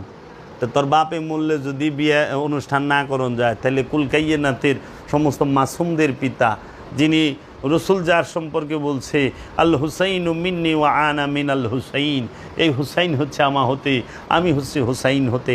দেখে নাও কে দেখতে চাও, সৈয়দকে দেখো, সৈয়দের দাদাকে কে দেখতে চাও, দেখো ইমাম হুসাইনকে। সৈয়দের পিতাকে কে দেখতে চাও, দেখো ইমাম হুসাইনকে। সৈয়দকে কে দেখতে চাও, দেখো ইমাম হুসাইনকে। ইমাম হুসাইন আলাইহিস সালাম সৈয়দের দাদা, সৈয়দের পিতা সৈয়দ। সেই ইমাম হুসাইন আলাইহিস সালাতু ওয়াস সালামে শাহাদাত বার্ষিকীতে আনন্দ ভর্তি করো। সরকারকে আনন্দ ভর্তি করার লেগে ছড়িয়ে দিছে না? জি, যাই হোক, দয়াল আমাকে সুবুদ্ধি দেও। আমি সালাত নিয়ে আর রসুল নিয়ে কথা বলুন। আচ্ছা, এরা ঢাইকা রাখে সব। পিসাব কিনা আরো খারাপ। অহন্ত পিসাব ব্যস্ত। মাওলাকে কে না মানে, কে মানে, কে মানে মাওলা বড় না। বই পইরা কি হবে, এই পইরা কি হবে? তো তুই না পইরা কি করতাছস? যে কইতাছে একটা মানুষ প্রশ্ন, আমি কইলে তো সেদ হয়ে যাব গা। আমার তো হলো কামানের গোলা, যেহেন্দা পড়বো একে সেদ। যে কেউ বই বেড়ে কিছু বলে, তুই এত কিছু করে কি পাইছস? বিনয় আইসে শুনলে চেহারায়, রূপে, রঙে মুর্শেদের গ্রান কয় স্বভাব থেকে। হাইটে গেলে পাঁঠার গন্ধ। আরবের পাঁঠা যদি রাস্তা দিয়ে যায়, মনে করো 30-40 মিনিট পর্যন্ত ফেলেবার থাকে যে পাঠায় গেছে। আল্লাহ রব্বুল আলামিন তার প্রিয় হাবিব সরকার দু আলম আবুল কাসেম মোহাম্মদ সাল্লাল্লাহু আলাইহি ওয়াসাল্লাম যখন বিদায় হজ পালন করলেন, আল্লাহর হাবিব জীবনে একবার হজ করেছেন। জীবনে কয়বার? একবার হজ করেছেন। কাবা শরীফ তোয়াফ করেছেন এবং এই একবার হজ করার কারণে রাসূল সাল্লাল্লাহু আলাইহি ওয়াসাল্লাম মক্কাবাসীর কাছ থেকে শেষ বিদায় নিয়ে মদিনার উদ্দেশ্যে রওনা দিবেন। শেষ হজ, একবারই হজ এবং মক্কাবাসীর উদ্দেশ্যে শেষ ভাষণ, হজের শেষ খুতবা। এর জন্য বলা হয় বিদায় হজের ভাষণ। কেন? এই হজের পরে আল্লাহর হাবিব আর মক্কায় বাসীর কাছে তার যে গাতা গোষ্ঠী, তার যে বংশধরেরা আছেন, আত্মীয় স্বজনেরা আছেন, তাদের কাছে আর আসবেন না। আল্লাহর হাবিব ইহজগৎ থেকে পর্দা গ্রহণ করবেন। এর জন্য মক্কায় আল্লাহর হাবিব হজ সম্পূর্ণ করে বিদায় হজের ভাষণ দেন 9 জিলহজ। 9 জিলহজ বিদায় হজের ভাষণ। সবার থেকে বিদায় নিয়ে আল্লাহর হাবিব মদিনার উদ্দেশ্যে রওনা করেন 11 জিলহজ। যখন আল্লাহর হাবিব মক্কা থেকে মদিনার উদ্দেশ্যে 11 জিলহজ রওনা করেন, সমস্ত সাহাবায়ে কেরামদেরকে সাথে নিয়ে 1,29,000 সাহাবা আল্লাহর হাবিবের সাথে ছিলেন। ঐতিহাসিকগণ বলেন, আবার অনেক ঐতিহাসিকগণ বলেন 1,6 লক্ষ, 1,29,000 আর 1,6 লক্ষ একখানে। এই যখন আল্লাহর হাবিব মক্কা থেকে মদিনার উদ্দেশ্যে রওনা করেন, তখন ছিল 10ম হিজরি, 18 জিলহজ গাদিরে খুমের ভাষণটা আল্লাহর হাবিব দেন। ইংরেজিতে 632 খ্রিস্টাব্দে ছিল। 632 খ্রিস্টাব্দে আল্লাহর হাবিব এই 631 খ্রিস্টাব্দে আল্লাহর হাবিব হজ পালন করেন। 632 খ্রিস্টাব্দে আল্লাহর হাবিব পর্দা গ্রহণ করেন। তো আল্লাহর হাবিব যখন মক্কা থেকে মদিনার উদ্দেশ্যে রওনা করলেন, এই দিকে রসুলের হায়াতে জিন্দেগি যে নবুয়তের ডিক্লিয়ার দিলেন, ঘোষণা করলেন, নবুয়ত, রেসালাত, বেলায়েত, আবদিয়াতের ঘোষণা করলেন। আল্লাহর হাবিব 40 বছর বয়সে, 40 বছর থেকে নিয়ে এই বিদায় হজের আগ পর্যন্ত যত কোরআনের আয়াত নাজিল হয়েছে, কোরআন নাজিল হয়েছে, এই সমস্ত আয়াতগুলো নাজিল হওয়ার পরে শেষের দিকে আল্লাহর হাবিবের কাছে একটি আয়াত নাজিল হয়, যেটা গাদিরে খুমের ভাষণের আগে যে আয়াতটা নাজিল হয়, ওই মক্কা থেকে বিদায় হজ করে মক্কা থেকে মদিনায় যাবার পথে রাস্তার মধ্যে গাদিরে খুমের, এই খুম নামক স্থানের আগে, গাদির নামক স্থানের আগে যে আয়াতটি নাজিল হয়, সেই আয়াতটি হইল কোরআনুল মাজিদ। আল্লাহ বলেছেন সূরা মায়েদার 67 নম্বর আয়াতে, বিসমিল্লাহির রহমানুর রহিম, ইয়া আইয়ুহার রাসূল বাল্লিগ মা উনজিলা ইলাইকা মির রাব্বিকা ওয়া ইন লাম তাফআল ফামা বাল্লাগতা রিসালাতাহু ওয়াল্লাহু ইয়াসিমুকা মিনান নাস ইন্নাল্লাহা লা ইয়াহদিল কওমাল কাফিরিন। আল্লাহ রাব্বুল আলামিন বলতেছেন, ইয়া আইয়ুহার রাসূল, হে রসুল, বাল্লিগ মা উনজিলা ইলাইকা মির রাব্বিকা, আপনার রব হইতে আপনার নিকট যাহা নাযিল করা হয়েছে আপনি তাহা প্রচার করুন। দেখেন, আল্লাহর রসুলকে আল্লাহ রব্বুল আলামিন বলতেছে, হে আমার রসুল, আপনার রবের তরফ হইতে আপনার নিকট যাহা নাজিল করা হইয়াছে আপনি তাহা প্রচার করুন। তাহলে এই আয়াতটা নাজিল হইল এই বিদায় হজের পরে। তাহলে আল্লাহর রসুল এই আয়াতটি যে পাইল, তাহলে বিদায় হজ এর পরে রসুল সাল্লাল্লাহু আলাইহি সাল্লাম ৮১তম দিন পৃথিবীর বুকে ছিলেন, ৩ মাসও ছিলেন না। তাহলে আল্লাহ যে বলল, হে আমার রসুল, আপনার নিকট যাহা নাজিল করা হয়েছে আপনি তাহা প্রচার করুন। তাহলে প্রচার তো বিগত 23 বছরে শেষ, 22 বছর ধরে আল্লাহ রসুল প্রচারই করতেছেন। ওই সময় তো কোরআনে ৬,২৩৬ আয়াত, মতান্তরে ৬,৬৬৬ আয়াত, যেটাই বলেন আপনি, সেই আয়াতগুলোর 2টা আয়াত বাকি নাজিল হওয়া, বাদ বাকি সব আয়াত তো নাজিল অলরেডি হয়ে গেছে। কিন্তু আল্লাহ বলতেছে, হে রসুল, আপনার রব হইতে আপনার নিকট যাহা নাজিল করা হইয়াছে আপনি তাহা প্রচার করুন, এবং যদি আপনি তাহা না করেন তাহা হইলে আপনি আপনার পাঠানো বিষয়ে দায়িত্ব পালন করেন নাই। তাইলে সেটা কি প্রচার করবে আর কি বা নাজিল করছে রসুলের কাছে আল্লাহ রব্বুল আলামিন? তখন এই আয়াত নাজিল হওয়ার সাথে সাথে আল্লাহর হাবিব কি করলেন, যেই স্থানে গিয়ে পৌঁছলেন, এই কাফেলা, ওনার যে এই বহর সাহাবায়ে কেরামের যে কাফেলা থামতে বললেন। রসুলের কাফেলাটা 3টা ভাগে বিভক্ত ছিল। একটা হইল সামনে থাকতো একদল, আরেক দল পিছে, মধ্যখানে আল্লাহর হাবিবের পরিবার নিয়ে থাকতেন। তো সামনে যারা থাকতো তারা দেখতো রাস্তাঘাটে কোনো ঝুট ঝামেলা, কোনো বাধা বিপত্তি কিছু আছে কি না। আর পিছনে যারা থাকতো তাদের দায়িত্ব ছিল যে আল্লাহ রসুলের এই কাফেলা থেকে কোনো কিছু ছাইরা গেল কি না, কিংবা কোনো কিছু রেখে আসলো কি না। তখন আল্লাহ রসুল মধ্যখানে, আল্লাহ রসুল ওই খুম নামক স্থানে, গাদির নামক স্থানে, গাদির শব্দের ওই স্থানটার নাম ছিল গাদির, খুম মানে জলাশয়। এই গাদিরে খুমে মানে যেই জায়গায় পানি থাকতো আরবের কাফেলা সেই জায়গায় থামতো।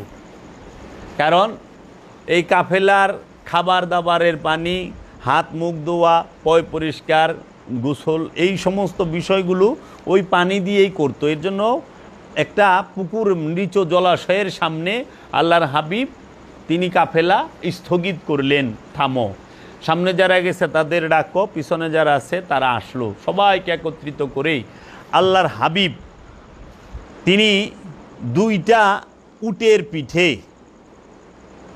একটি স্টেজ তৈরি করতে বললেন। 2টি উটের পিঠে একটি স্টেজ তৈরি করা হইল। ওইখানে আল্লাহর হাবিব একটি ভাষণ দিলেন। রাসূল সাল্লাল্লাহু আলাইহি ওয়াসাল্লাম জীবনে একবার মাত্র হজ পালন করেছিলেন। মক্কা শহরকে চির বিদায় দেবার জ্ঞাপন করিয়া তিনি জন্মস্থান ত্যাগ করিলেন। এই জন্য ইহাকে বিদায় হজ বলা হয় এবং তাহার দেওয়া এই ভাষণকে বিদায় ভাষণ বলা হয়, যেহেতু ইহা ছিল জন্মভূমির প্রতি শেষ ভাষণ, যে বিদায় হজের। তখন আল্লাহর রসুল এই গাদিরে খুমের এই স্থানের মধ্যে গিয়ে আল্লাহর রসুল তিনি সবার সামনে একটি স্টেজে উঠলেন, উটের পিঠে উঠে মাওলা আলী কারামাল্লাহু ওয়াজহুকে সেই স্টেজের উপরে রাখলেন, উঠাইলেন। আল্লাহর হাবিব এবং মাওলা আলী কারামাল্লাহু ওয়াজহু পাশাপাশি দাঁড়ালেন। দাঁড়ানোর পরে সমস্ত সাহাবা এবং রসুলের সাথে যত সফরসঙ্গী ছিলেন, যারা ছিলেন, সবার কাছ থেকে আহাত নিলেন, মানে ওয়াদা নিলেন, প্রতিশ্রুতি নিলেন, শপথ নিলেন যে আমি কি তোমাদের জীবন থেকে প্রিয় নই, আওলা নই? সবাই বললেন নিঃসন্দেহে ইয়া রাসূলুল্লাহ, কালু বালা ইয়া রাসূলাল্লাহ, নিঃসন্দেহে আপনি আমাদের জানের থেকেও প্রিয়, জীবন থেকেও প্রিয়। তখন আল্লাহর হাবিব বললেন, আমি যদি বলি যে এই পাহাড়ের পিছনে শত্রু আছে, তোমরা বিশ্বাস করবে না? বললেন, নিঃসন্দেহে ইয়া রাসূলাল্লাহ। এইভাবে আল্লাহর হাবিব তাদের কাছ থেকে প্রতিশ্রুতি নিলেন যে আমি কি তোমাদের মাওলা নই? সকলে বলল, নিঃসন্দেহে ইয়া রাসূলাল্লাহ, আপনি আমাদের সকলের মাওলা। আমি কি তোমাদের আওলা নই? আওলা মানে জানের থেকেও প্রিয়। আর এই মাওলা শব্দের অর্থ যদি তোমরা করো, মাওলা অর্থ অনেকেই জানে না। মাওলা শব্দের অর্থ হলো আল্লাহর নিয়োজিত প্রভু। রবের নিয়োজিত প্রভুর অপর নাম হইল মাওলা। মাওলা কাকে বলে? আমরা বলি না মাওলা আলী? আলী শব্দের অর্থ হইল উচ্চ, উঁচু। এই যে আমরা অজি ভাই পড়ি না, আলী আলী পীর মুর্শেদ কালান্দার বাবা জাহাঙ্গীর বা ইমান আল সুরেশ্বরী আলী। আলী আলী মানে উচ্চ থেকে উচ্চ, উঁচুরও উঁচু, আলী আলী। আলী শব্দের অর্থ উঁচু, মাওলা শব্দের অর্থ আল্লাহর নিয়োজিত প্রভু। তাহলে মাওলা কে? মাওলা অর্থ কি? আল্লাহর নিয়োজিত প্রভু। রবের নিয়োজিত প্রভুর অপর নাম হচ্ছে মাওলা। এইটা আল্লাহর দেওয়া প্রভুত্ব, রবের দেওয়া প্রভুত্ব। তাইলে মাওলা আলী শব্দের অর্থ আসে আল্লাহর নিয়োজিত প্রভু, উচ্চ প্রভু। আল্লাহর নিয়োজিত উঁচু স্তরের প্রভু যিনি, তিনি হলেন মাওলা আলী। তাহলে এই মাওলা একটা রবের তরফ হইতে মাওলা আলীকে দেওয়া হয়েছে। এই রেসালাত রবের তরফ হইতে এবং রসুলের তরফ হইতে মাওলা আলীকে দেওয়া হয়েছে। রহমাতাল্লিল আলামিন এবং রব্বুল আলামিনের তরফ হইতে মাওলাউল আলামিনকে নিয়োজিত করা হয়েছে। আল্লাহ রব্বুল আলামিন মুহাম্মদ সাল্লাল্লাহু আলাইহি ওয়াসাল্লাম, তিনি রহমাতাল্লিল আলামিন। আর আলী কারামাল্লাহু ওয়াজহু, তিনি হল মাওলাউল আলামিন। সমস্ত জগতের মাওলা হইল মাওলা আলী, সমস্ত জগতের রহমত হইল মহানবী, সমস্ত জগতের রব হইল আল্লাহ রব্বুল আলামিন। তে এই মাওলা আলীকে যখন আল্লাহ রব্বুল আলামিন বললেন যে আপনার কাছে আমি যে যাহা নাজিল করেছি তাহা আপনি প্রচার করেন, যদি না করেন তাহলে আপনার কাছে প্রেরিত যে রিসালাত সেটার পূর্ণতা আপনি করলেন না। তখন এই সবার কাছ থেকে 1,29,000 সাহাবীর কাছ থেকে যখন ওয়াদা নিল, মান কুনতু মাওলাহু, আল্লাহর হাবিব বলতেছে মান কুনতু মাওলাহু, তখন সবাই বলল, আল্লাহ রসুল বলল, আমি কি তোমাদের মাওলা প্রভু নই? রবের নিয়োজিত সদা প্রভু নই? সবাই বলল, নিঃসন্দেহে ইয়া রাসূলুল্লাহ। তখন আল্লাহর হাবিব বললেন, মান কুনতু মাওলাহু ফাহাজা আলিয়ুন মাওলাহু, আমি যার মাওলা এই আলীও তার মাওলা। তখন আল্লাহর হাবিব বললেন যে এই আলী মূল্য আমার কাছে ঠিক ততখানি এই দেহের মধ্যে প্রাণের মূল্য যতখানি। আল্লাহর হাবিব বললেন, এই আলীর মূল্য আমার কাছে ঠিক ততখানি এই দেহের মধ্যে মাথার মূল্য যতখানি। আল্লাহর হাবিব বললেন, এই আলীর মূল্য ঠিক আমার কাছে ততখানি মুসার কাছে যেই রকম হারুনের মূল্য ছিল। মুসার কাছে যেই রকম হারুন, মুহাম্মদ সাল্লাল্লাহু আলাইহি সাল্লামের কাছে ওই রকম মাওলা আলী। মাওলা আলী তিনি হচ্ছেন মাওলা মুহাম্মদের, মহাপ্রভু মুহাম্মদ সাল্লাল্লাহু আলাইহি ওয়াসাল্লামের আলমদার, মানে পতাকাবাহী। মাওলা আলী কারামাল্লাহু ওয়াজহু তিনি হইলেন মহানবীর ওয়াসি, সর্বপ্রথম রেসালাতের নবুয়তের সাক্ষী দানকারী যিনি, তার নাম হচ্ছে মাওলা আলী কারামাল্লাহু ওয়াজহু। যখন আল্লাহর হাবিব সর্বপ্রথম আরবের মক্কার কুরাইশ বংশের হাশমি বংশের সমস্ত সর্দারদেরকে মানুষদেরকে ডেকে আনেন, আইনা বলেন যে আমি আল্লাহর নবী, আমি আল্লাহর রসুল, কে আছে আমাকে সাহায্য করবে? তখন একমাত্র 12 বছরের ছেলে মাওলা আলী কারামাল্লাহু ওয়াজহু তিনি বলেছিলেন, মারহাবা ইয়া রাসূলুল্লাহ, আশহাদু আল্লা ইলাহা ইল্লাল্লাহু মুহাম্মদ রাসূলুল্লাহ। ওগো আল্লাহর হাবিব, আমি আপনাকে সাহায্য করুম, আমি আপনাকে সাহায্য করুন। তখন মহানবী বলেছিলেন, এই আলী হচ্ছে আমার ওয়াসি, আমার ওয়াসি। সর্বপ্রথম আল্লাহর হাবিবের যে রেসালাতের সাক্ষী, নবুয়তের সাক্ষী, বেলায়েতের সাক্ষী, অবদিয়াতের সাক্ষী এবং রসুলের কাছে কিভাবে ঈমান আনতে হয় সেই শিক্ষাটা আলী কারামাল্লাহু ওয়াজহু দিয়েছেন। এই সেই মাওলা আলী যিনি আল্লাহর হাবিবের ঘরে, আল্লাহর হাবিবের কাছে লালিত পালিত হয়েছেন। আল্লাহর হাবিব 33টি বছর মাওলা আলী কারামাল্লাহু ওয়াজহুকে নিজ সোহবতে রেখে নিজের শিক্ষায়, নিজের জ্ঞানে, নিজের গুণে, নিজের নূরে নূরময় করে দিছেন, নিজের জ্ঞানে জ্ঞানী করছেন, নিজের আলোয় আলোকিত করছেন।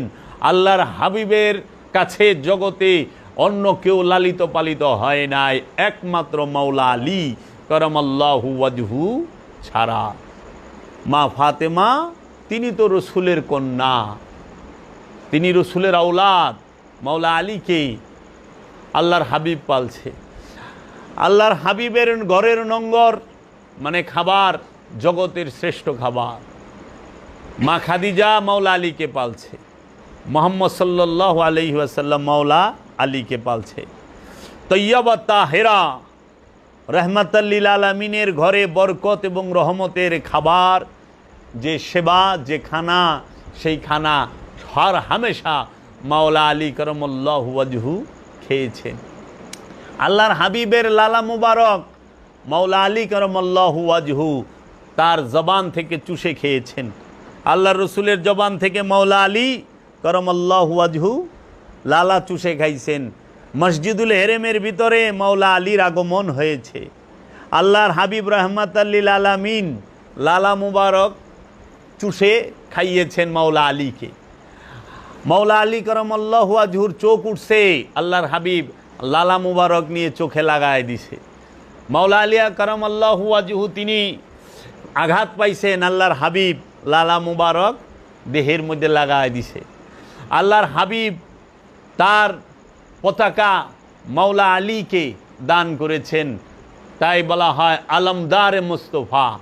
মাওলা আলী মহানবীর পতাকাবাহী। মাওলা আলী হাতে আল্লাহর হাবিব রহমাতাল লিল আলামিনের জুলফিকার দিয়েছেন। মাওলা আলীর হাতে আল্লাহর হাবিব তার কলিজার টুকরা হৃদয়ের ধন সৈয়দাতুন নেসা সৈয়দনা মা ফাতেমাতুজ জাহরা আলাইহিস সালাতু ওয়াস সালামকে তুলে দিয়েছেন। মাওলা আলীকে আল্লাহর হাবিব কাবা ঘরের মূর্তি ভাঙার সময় কাঁধে নিয়েছেন। মাওলা আলী কারামাল্লাহু ওয়াজহুকে আল্লাহর হাবিব হিজরতের সময় বিছানায় শুয়াইছেন। মাওলা আলী কারামাল্লাহু ওয়াজহুকে আল্লাহর হাবিব তিনি কোরআনের হেকমত দান করেছেন। হেরা পর্বতে আল্লাহর হাবিব মাওলা আলীকে সাথে নিয়েছেন, অন্য কাউকে না। মহানবী হেরা পর্বতে মুরাকাবা মুশাহাদায় রত, মাওলা আলী গুহার মুখে পাহারায় রত। আল্লাহর হাবিব মাওলা আলীকে বলেছেন খায়বার জয় করে নিয়ে আসো। খায়বরের সেনাপতি মাওলা আলী, বদরের সেনাপতি মাওলা আলী, উহুদের সেনাপতি মাওলা আলী। আল্লাহর হাবিবকে যখন উহুদের যুদ্ধে কি করে কাফেরেরা ঘেরাও করে ফালায়, আর রসুলের সাহাবারা যারা নাকি ওই সময় ছিলেন তারা রসুলকে মাঠে ফালায় তুই পলায় যায়, তখন আল্লাহর হাবিব বলছিলেন ইয়া আলী আল মাদাদ, হে আলী আমাকে সাহায্য করো। সঙ্গে সঙ্গে মাওলা আলী কারামাল্লাহু ওয়াজহু এসে সমস্ত কাফেরদেরকে হটিয়ে আল্লাহর হাবিবকে উদ্ধার করে নেন। আল্লাহর হাবিবের দান দান মুবারক শহীদ হয়। আল্লাহর হাবিবকে আঘাত করে কাফেরেরা। ওইখানেও মাওলা আলী উদ্ধার করে নিয়ে আসে। মাওলা আলী কারামাল্লাহু ওয়াজহু তিনি আল্লাহর রসুলের সাথে ছায়ার মতো সবসময় আল্লাহর রসুলকে অনুসরণ করতেন। আল্লাহর রসুলের খলিফা মাওলা আলী, আল্লাহর রসুলের নিয়োজিত মাওলা আলী কারামাল্লাহু ওয়াজহু। মাওলা আলীকে আল্লাহর রসুল বলেছেন আনা মদিনাতুল ইলমে আলী ও বাবাহা, আমি এলেমের শহর, এই আলী হচ্ছে তার দরজা। আল্লাহর হাবিব বলছেন এই আলী পৃথিবীতে এবং আখেরাতে আমার ভাই। আল্লাহর হাবিব মালিক হাউজে কাউসারের, মাওলা আলী সাকিয়ে কাউসার, এই কাউসার বাটনেওয়ালা। আল্লাহর হাবিব মাওলা আলীর ভাই, আল্লাহর হাবিব মাওলা আলীর শ্বশুর। আল্লাহর হাবিব মাওলা আলীর কাছে জান্নাতের সর্দারিনীকে সঁপে দিয়েছেন। আল্লাহর হাবিব মাওলা আলীর ঘরে মাওলা হাসান মাওলা হুসাইনকে দিয়েছেন, মাওলা জাইনুল আবেদিনকে দিয়েছেন, এবং 12 ইমাম 14 মাসুম এবং ইমাম মেহেদি আলাইহিস সালাতু ওয়াস সালামকে মাওলা আলীর ঘরে দিয়েছেন। মাওলা আলীর ঘরে গৌসে পাক আব্দুল কাদের জিলানী আলাইহিস সালাতু ওয়াস সালামকে দিয়েছেন, সুলতানুল হিন্দ খাজা বাবাকে দিয়েছেন। কার ঘরে? মাওলা আলীর ঘরে। এই সেই মাওলা আলী, যেই মাওলা আলী সম্পর্কে আল্লাহর হাবিব বলছেন এই আলী সত্য, আলীর সাথে, আলী সত্যের সাথে। আলী যেই দিকে মোড় নেবে সত্য সেই দিকেই মোড় নেবে। আলীর পিছে পিছে সত্য চলে, সত্য আলীকে অনুসরণ করে। মুনাফেক চেনার সবচেয়ে বড় মাধ্যম হচ্ছে এই মাওলা আলী। মাওলা আলীর কথা শুনলে যার মুখ কালা হয়, যার শরীরে আগুন ধরে, যে অপবাদ দেয় সেই মুনাফেক। আর মাওলা আলীর নাম শুনলে যার চেহারা উজ্জ্বল হয়, যার মুখে হাসি ফুটে ওঠে, যিনি খুশি হন, তিনি মুমিন এবং মুত্তাকি, তিনি সাবেরিন। এর জন্য বেলায়েত আল্লাহর হাবিব মাওলা আলীকে দান করেন, রেসালাত আল্লাহর হাবিব মাওলা আলীকে দান করেন, আবদিয়াত মাওলা আলীকে দান করেন। এই জগতে যত ওলি আল্লাহ আসছে সব মাওলা আলীর ঘরের থেকে। এই গাদিরে খুমের মধ্যে আল্লাহর হাবিব কি করলেন? সমস্ত সাহাবার সামনে 1,29,000 সাহাবার সামনে মহানবী মাওলা আলীকে 2 হাত ধরে উঁচা করে ধরলেন, ধৈরা বললেন মান কুন্তু মাওলাহু ফা হাজা আলিউন মাওলাহু, আমি যার মাওলা এই আলীও তার মাওলা। তখন আল্লাহ রব্বুল আলামিনের দরবারে আল্লাহর হাবিব ফরিয়াদ রাখলেন, আল্লাহুম্মা ওয়ালে মান ওয়ালাহু আদামান আদাহু ওয়ানসুরু মান নাসারা ওয়াখজুলু মান খাজালা ফালিয়াসহাদিল হাজিরুল খায়রা। আল্লাহ হাবিব বললেন আমি যাহার মাওলা এই আলীও তাহার মাওলা। হে আল্লাহ, তুমি তাহাকে বন্ধুরূপে গ্রহণ করো যে আলীকে বন্ধুরূপে গ্রহণ করে, তাহাকে শত্রুরূপে গ্রহণ করো যে তাহা আলীর সঙ্গে শত্রুতা করে, এবং সাহায্য করো তাহাকে যে সাহায্য করে আলীকে, এবং লাঞ্ছনা দাও তাকে যে লাঞ্ছনা দেয় আলীকে। আল্লাহর হাবিব তখন বললেন এই 1,29,000 সাহাবায়ে কেরামকে যে মাওলা আলীর হাতে হাত রেখে বায়াত গ্রহণ করার জন্য। আল্লাহর হাবিব গাদিরে খুমে এই উটের বালপিটে দাঁড়ানো এই স্টেজে আল্লাহর হাবিব পাশে দাঁড়িয়ে মাওলা আলী কারামাল্লাহু ওয়াজহুকে মাওলায়াত এবং বেলায়েত এবং রেসালাত দিয়ে ঘোষণা করে সমস্ত সাহাবাকে বললেন তোমরা আলীর হাতে বায়াত গ্রহণ করো।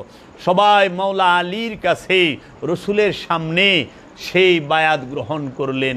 মাওলা আলী রসুলের নূরের জগতের খলিফা, আধ্যাত্ম রাজ্যের খলিফা, কোরআনের জগতের খলিফা, কেতাবের খলিফা, দর্শনের খলিফা, হৃদয় রাজ্যের খলিফা মাওলা আলী। তাই আমার মুর্শেদ কালান্দার বাবা জাহাঙ্গীর মাদ্দাজিল্লুল আলী বলেছেন, বাবা শুনিয়া রাখ, মহানবী মোহাম্মদ সাল্লাল্লাহু আলাইহি ওয়াসাল্লামের প্রথমের খলিফাও মাওলা আলী, মধ্যখানের খলিফাও মাওলা আলী, শেষের খলিফাও মাওলা আলী, সর্বকালের খলিফা মাওলা আলী।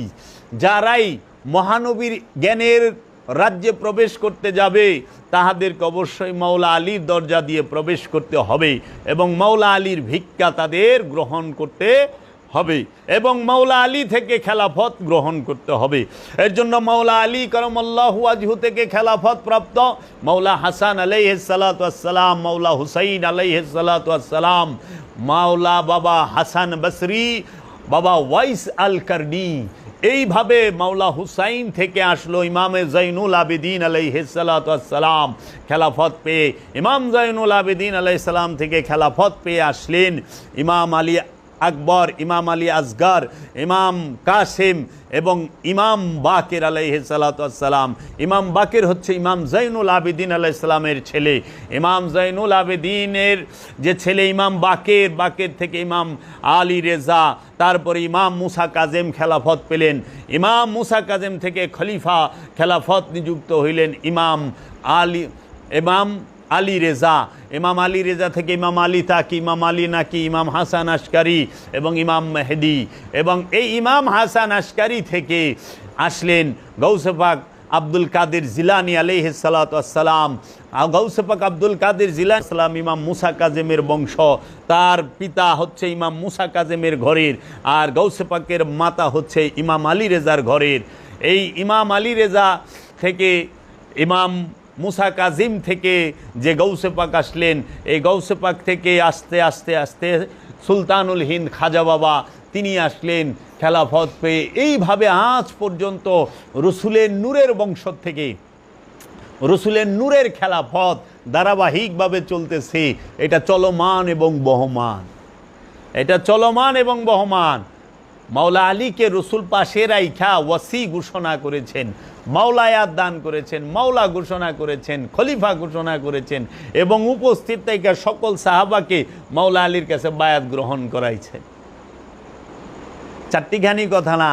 তখন যখন এই বায়াত গ্রহণ করা হয়ে গেল, বায়াত গ্রহণ করা হয়ে গেল, তখন আল্লাহর হাবিবের উপরে কোরআনের আয়াত নাজিল হলো কি, আল ইয়াউমা আকমালতু লাকুম, আল ইয়াউমা আকমালতু লাকুম দীনাকুম ওয়া আতমামতু আলাইকুম নি'মাতি ওয়া রাদিতু লাকুমুল ইসলাম দীনা। আল ইয়াউম, আজ আমি তোমাদের দিনকে পরিপূর্ণ করিয়া দিলাম এবং তোমাদের উপরে আমরা আমার নিয়ামত পরিপূর্ণ করিয়া দিলাম এবং তোমাদের জন্য ইসলামকে দিন হিসেবে পছন্দ করিলাম। তাহলে ইসলাম পরিপূর্ণ হওয়ার দিনকে কি বলা হয়? ঈদে গাদি। গাদিরে খুমে ইসলাম পরিপূর্ণ হয়েছে, পরিপূর্ণ হওয়ার ডিক্লিয়ার এসেছে। কার তরফ থেকে? আল্লাহ রব্বুল আলামিনের তরফ হইতে। 18ই জিলহজ 10 হিজরি 631 সালে দিন পরিপূর্ণ হওয়ার আয়াত নাজিল হয়েছে আল্লাহ রব্বুল আলামিনের তরফ হইতে। আল্লাহ রব্বুল আলামিন বলছেন, আল ইয়াউমা আতমামতু লাকুম দীনাকুম, আল ইয়াউমা, আমি আজকে তোমাদের দিনকে পরিপূর্ণ করলাম এবং মনোনীত করলাম ইসলাম হিসেবে। ইসলাম নাম দিয়েছে, তোমাদের দিনকে পরিপূর্ণ করলাম। আল্লাহর দিনকে পরিপূর্ণ না, তোমাদের দিনকে। এখানে বুঝতে হবে, এখানে কয় নাই আল্লাহ আজ আমি আমার দিনকে পরিপূর্ণ করলাম, এই কথা কয় নাই। আল্লাহ কইছে আজ আমি তোমাদের দিনকে পরিপূর্ণ করলাম। আল্লাহর দিন পরিপূর্ণ আগে থেকেই, তোমাগো দিন পরিপূর্ণ না। এজন্য তোমরা যেহেতু রেসালাত, নবুয়ত, রেসালাত, বেলায়েত, আবদিয়াত সমস্ত কিছুর মধ্যে তোমরা নিজেদেরকে বায়াত নিজেরা নিলে, এর জন্য তোমাদের দিনকে পরিপূর্ণ করলাম। এবং তোমাদের উপর আমার নিয়ামতকে পূর্ণ করিয়া দিলাম। তাইলে মাওলা আলী কি? আল্লাহর নিয়ামত। আল্লাহ কোরআনে কয়ে থুইছে সূরা আল ইমরানের 3 নম্বর আয়াতে, এই সূরা মায়েদার 3 নম্বর আয়াতের শেষের অংশে। একটু পইরা দেখেন। আমি তো অথেন্টিক কথা বলি, দলিল দিয়া কথা বলি, আওরা কাউরা কথা আমার কাছে নাই। আল্লাহর নিয়ামত মাওলা আলী আল্লাহ কোরআনে কয়ে থুয়ে দিছে যে আমি এবং তোমার উপর আমার নিয়ামতকে পরিপূর্ণ করিয়া দিলাম, এবং তোমাদের উপর আমার নিয়ামতকে পরিপূর্ণ করিয়া দিলাম। আর আল্লাহর হাবিব তিনি মাওলা আলীকে সবার গার্জিয়ান হিসেবে রেখে গেলেন, এবং তোমাদের জন্য ইসলামকে দিন হিসাবে পছন্দ করিলাম। তোমাদের জন্য, আল্লাহর জন্য না। আল্লাহর দিন ইসলাম না, তোমাগো দিনের নাম হইল ইসলাম। ইসলাম অর্থ কি? তোমাগো ইসলাম শব্দের অর্থ কি? আত্মসমর্পণ। মুসলমান শব্দের অর্থ আত্মসমর্পণকারী। তাহলে আল্লাহ কইল তোমাদের জন্য ইসলামকে দিন হিসাবে পছন্দ করিলাম। তোমাদের জন্য ইসলামকে, ইসলাম মানে আত্মসমর্পণ।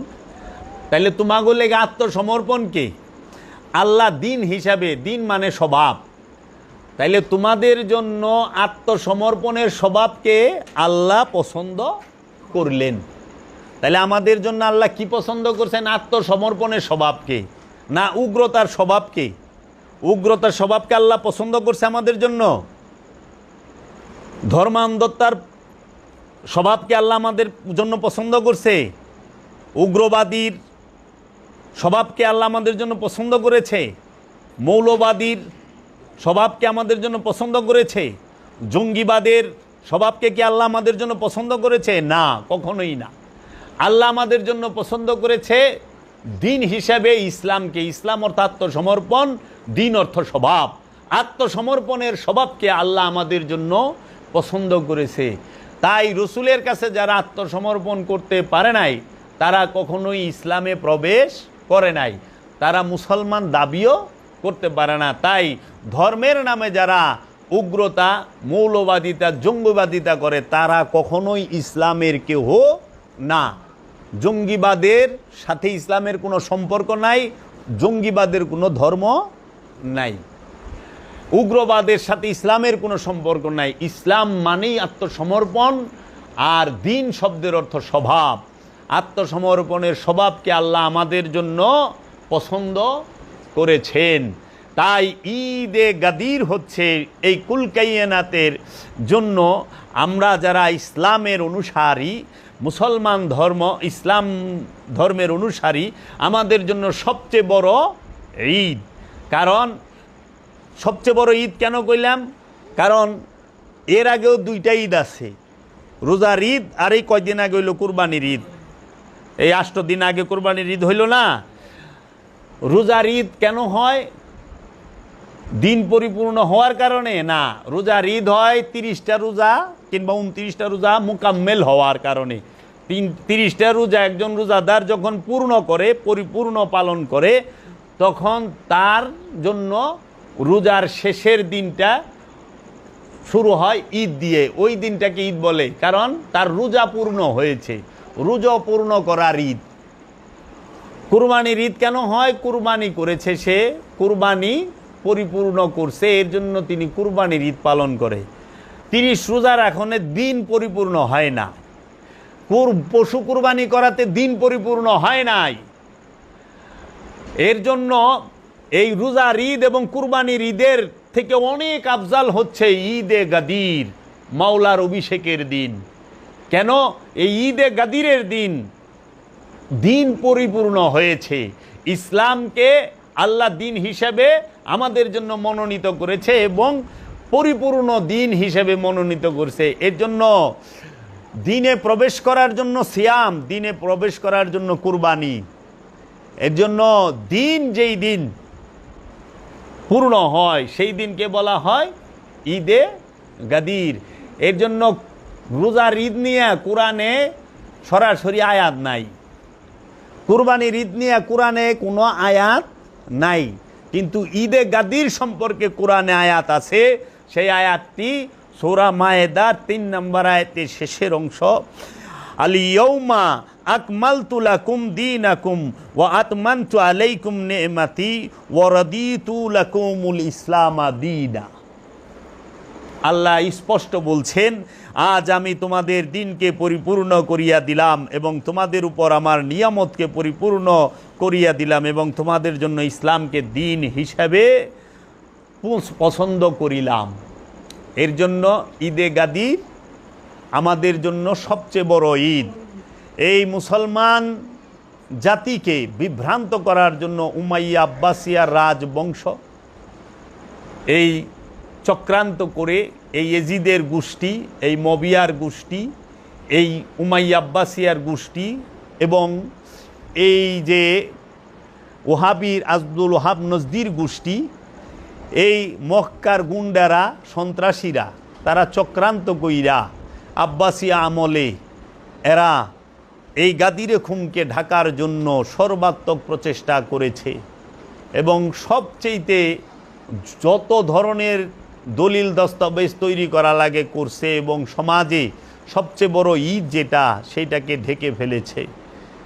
যে মাওলার অভিষেকের দিন, এই মাওলা আলী এবং গাদিরে খুম সম্পর্কে বললে কয় গাদিরে খুম আবার কি?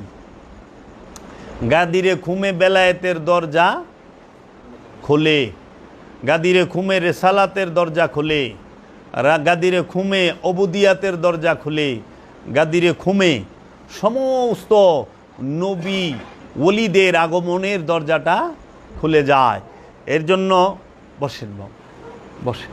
এই জন্য গাদিরে খুম, গাদিরে খুম, এই এখানে বসেন বাবা, এই গাদিরে খুম এটাকে পালন করতেই হবে, পালন করতেই হবে প্রত্যেক মুসলমানের।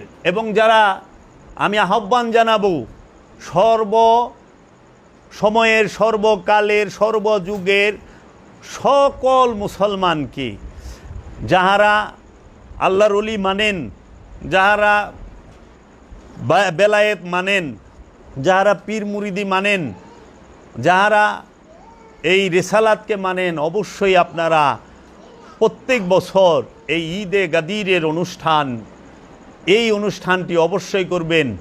আমরা যারা নবী প্রেমিক, আমরা যারা রসুল প্রেমিক, আমরা যারা আলে রসুল প্রেমিক, আহলে বাইতের প্রেমিক, ওলি আল্লাদের প্রেমিক, আমাদের কাছে সবচেয়ে বড় ঈদ দুইটা। একটা হইল ঈদে মিলাদুন নবী রহমাতাল লিল আলামিনের শুভ আবির্ভাব দিবসের দিন হচ্ছে ঈদ। আরেকটা হইল ঈদে গদির মাওলা আলী করমল্লাহু ওয়াজহুর অভিষেক দিবস, মাওলার আবির্ভাব দিবসের ঈদ। এই দুই ঈদ হচ্ছে আমাদের কাছে সর্বশ্রেষ্ঠ ঈদ। এই দুই ঈদ আমরা অবশ্যই পালন করব। তাহলে আমরা রবের তরফ হইতে রহমত পাব। এই উমাইয়া আব্বাসিয়াদের বেতনখোর মৌলবী, পেট্রো ডলারের বেতনখোর মৌলবীদের কথা শুইনা বিভ্রান্ত হয়েন না। দেখেন, পৃথিবীতে যত বড় বড় লিডার হোক, নেতা হোক, প্রেসিডেন্ট হোক, যত বড় শিল্পপতি হোক, পয়সালা হোক, ধনী হোক, বর্তমান জমানার সবচেয়ে বড় ধনী Bill Gates, Zuckerberg, Anil Ambani, Liton Tata, ওই যে ডালমিয়া, এইরকম বিশ্বের বড় বড় ধনকুব যারা, তারাও নবীর জন্মদিনকে ঈদ হিসাবে পালন করে। ক্রিসমাস ডে ঈসা নবীর জন্মদিন। ডোনাল্ড ট্রাম্প বলেন, আমেরিকার প্রেসিডেন্ট কি জো বাইডেন বলেন, আর বারাক ওবামা বলেন, সেও এই দিনে খুশি হয়। জন্মদিনটা কিন্তু নবীর, কোনো নেতার, লিডারের না, জাগতিক সম্পদশালীর না। নবীর আবির্ভাব দিবস, ঈসা রুহুল্লাহর আবির্ভাব দিবসে প্রেসিডেন্ট খুশি হইতেছে। জাতি ধর্ম বর্ণ নির্বিশেষে সবাই খুশি হচ্ছে। গৌতম বুদ্ধের জন্মদিনে সারা জগতের বড় বড় ক্ষমতাধর সম্পদশালী তাহারা ঈদ করতেছে। আপনার মুসা নবীর আবির্ভাব দিবসে পৃথিবীর বড় বড় ধনীরা, পৃথিবীর সম্পদশালীরা সবাই কি করতেছে? ঈদের দিন ঈদ পালন করতেছে। ভগবান শ্রীকৃষ্ণের আবির্ভাব দিবসকে ঈদ হিসেবে সনাতন ধর্মের মানুষ পালন করতেছে। আর হতভাগা মুসলমান যিনি না আগমন করলে ঈসা রুহুল্লাহর আগমন হইতো না, যিনি আগমন না করলে মুসা কালিমুল্লাহর আগমন হইতো না, যার উপরে ঈসা রুহুল্লাহ কালেমা পাঠ করেছেন, যার উপরে মুসা কালামুল্লাহ সে কালেমা পাঠ করেছেন, এটা আমার কথা না, কোরআনে আল্লাহ স্পষ্ট বইলা দিছেন। সমস্ত নবীর উম্মতের জন্য কলেমা ছিল, কিন্তু নবী রসুলদের কলেমা কি ছিল? আদম সফিউল্লাহ তার যারা উম্মত ছিল তারা কালেমা পড়েছেন লা ইলাহা ইল্লাল্লাহ, আদম সফিউল্লাহ। নূহ নবিউল্লাহর উম্মতেরা পড়েছে লা ইলাহা ইল্লাল্লাহ, নূহ নবিউল্লাহ। মুসা নবীর উম্মতেরা পড়েছে লা ইলাহা ইল্লাল্লাহ, মুসা কালিমুল্লাহ। ঈসা নবীর উম্মতেরা পড়েছে লা ইলাহা ইল্লাল্লাহ, ঈসা রুহুল্লাহ। কিন্তু আমার প্রশ্ন যে আদম সফিউল্লাহ কোন কালেমা পড়ল? নূহ নবিউল্লাহ কোন কালেমা পড়ল? মুসা কালিমুল্লাহ কোন কালেমা পড়ল? ঈসা রুহুল্লাহ কোন কালেমা পড়ল? আমরা কোরআন থেকে দেখতে পাই তাহারা এই সকল নবী রসুলগণেরা একজনের উপর ঈমান এনেছে, সে হচ্ছে মুহাম্মদ রাসূলুল্লাহ সাল্লাল্লাহু আলাইহি ওয়াসাল্লাম। তাহারা পড়েছেন মুসা কালিমুল্লাহ, ঈসা রুহুল্লাহ, নূহ নবিউল্লাহ, আদম সফিউল্লাহ, তাহারা সবাই কালেমা পড়েছেন লা ইলাহা ইল্লাল্লাহু মুহাম্মদ রাসূলুল্লাহ সাল্লাল্লাহু আলাইহি ওয়াসাল্লাম। এটা কোরআন বইলা দিছে আমি এমন এক রসুল আগমন করবে যে আপনারা সকলে সেই রসুলের উপর ঈমান আনিবেন। যদি আপনারা ঈমান না আনেন তাহলে পরে আপনাদের সমস্ত কিছু আমি নিয়ে নেব। এবং আপনারা সাক্ষী থাকেন, আমিও সাক্ষী রইলাম, আল্লাহও সাক্ষী রয়েছে। সমস্ত নবী রসুল ওলিয়া উলিয়ার সবার ঈমান আনতে হবে রসুলের উপরে, মুহাম্মদ সাল্লাল্লাহু আলাইহি ওয়াসাল্লামের উপরে। কোরআন দলিল দেয়া থইছে, দলিল না জানলে আমার কাছে আইলে আমি একটু কোরআন থেকে দেখায় দেবো যে দেখ কোরআনে আল্লাহ কি কইছে। এর জন্য আল্লাহ রব্বুল আলামিন মহানবীর শান মানকে সর্বশ্রেষ্ঠ মর্যাদার কোরআনেই কইরা থইয়া দিছে। ওহাবি এগিলারে গোপন করে, সালাফি এগিলারে ঢাকে। সালাফি ওহাবি খারিজিরা আল্লাহর রসুলকে সাধারণ মানুষ প্রমাণ করতে চায়। নাউজুবিল্লাহি মিন যালিক। আল্লাহর হাবিবের আগমন না হইলে এইরকম মৌলবীরা টুপি দাড়ি রাইখা জুলুম করা পারতো না, কোরআনের অনুবাদ ভুল করতে পারতো না, কোরআনের অপব্যাখ্যা করতো না, এবং হাদিস লেখা রসুলের সম্মানকে ঘাটাইতে পারতো না। অনেক টুকাইনা হাদিস আছে আব্বাসী আমলের, ওই দিকে আমি আজকে যাবো না, আজকে ঈদের দিন। এর জন্য আমরা পড়ব নারায়ে তাকবীর, আল্লাহু আকবার, নারায়ে রিসালাত, ইয়া রাসূলুল্লাহ, নারায়ে হায়দারি, ইয়া আলী মুশকিল কুশা মাওলা আলী, নারায়ে গৌসিয়া, ইয়া গৌসে পাক, নারায়ে জাহাঙ্গীর, দয়াল সুরেশ্বরী, নারায়ে সুরেশ্বরী, দয়াল বাবা জাহাঙ্গীর। আমার মুর্শেদ সব সময় বলেছেন, বাবা গো, আল্লাহ তার হাবিবকে ভালোবেসেছেন। কোরআনে আল্লাহ বইলা দিছে যে আমি আমার হাবিবকে ভালোবাসি, মোহব্বত করি। আমার হাবিব আমার মাসুক, আমি আমার হাবিবের আশিক। আল্লাহ হাবিবের দিকে তাকায় থাকে, রাহমাতাল্লিল আলামিনের দিকে তাকায় থাকে। আর রাহমাতাল্লিল আলামিন তিনি বলেছেন, যদি কেউ আমাকে ভালোবাসতে চাও সে আমার ইত্রাত, আমার আহলে বাইতকে ভালোবাসো। তাই আল্লাহর হাবিব কোরআনুল মাজিদে আল্লাহ নিজেই বলছেন কোরআনুল মাজিদে যে আল্লাহর হাবিবের বংশ সম্পর্কে যে ইন্নামা ইউরিদুল্লাহ লিইয়ুযহিবা আনকুমুর রিজসা ওয়া আহলাল বাইতি ওয়া ইউতাহিরাকুম তাতহীরা। আল্লাহ তো এইটাই চান তোমাদের, হে নবী পরিবার, তোমাদের থেকে সমস্ত অপবিত্রতা নাপাকি দূরে রাখতে। রসুলের পরিবার, রসুলের রসুলের বংশ তৈয়ব তাহেরা, আলে রসুলের সমস্ত ইমামগণ তাহারা মাসুম, নিষ্পাপ, বেগুনা। এই নিষ্পাপদের মধ্যে কোনো কলঙ্ক, কোনো দাগ নাই।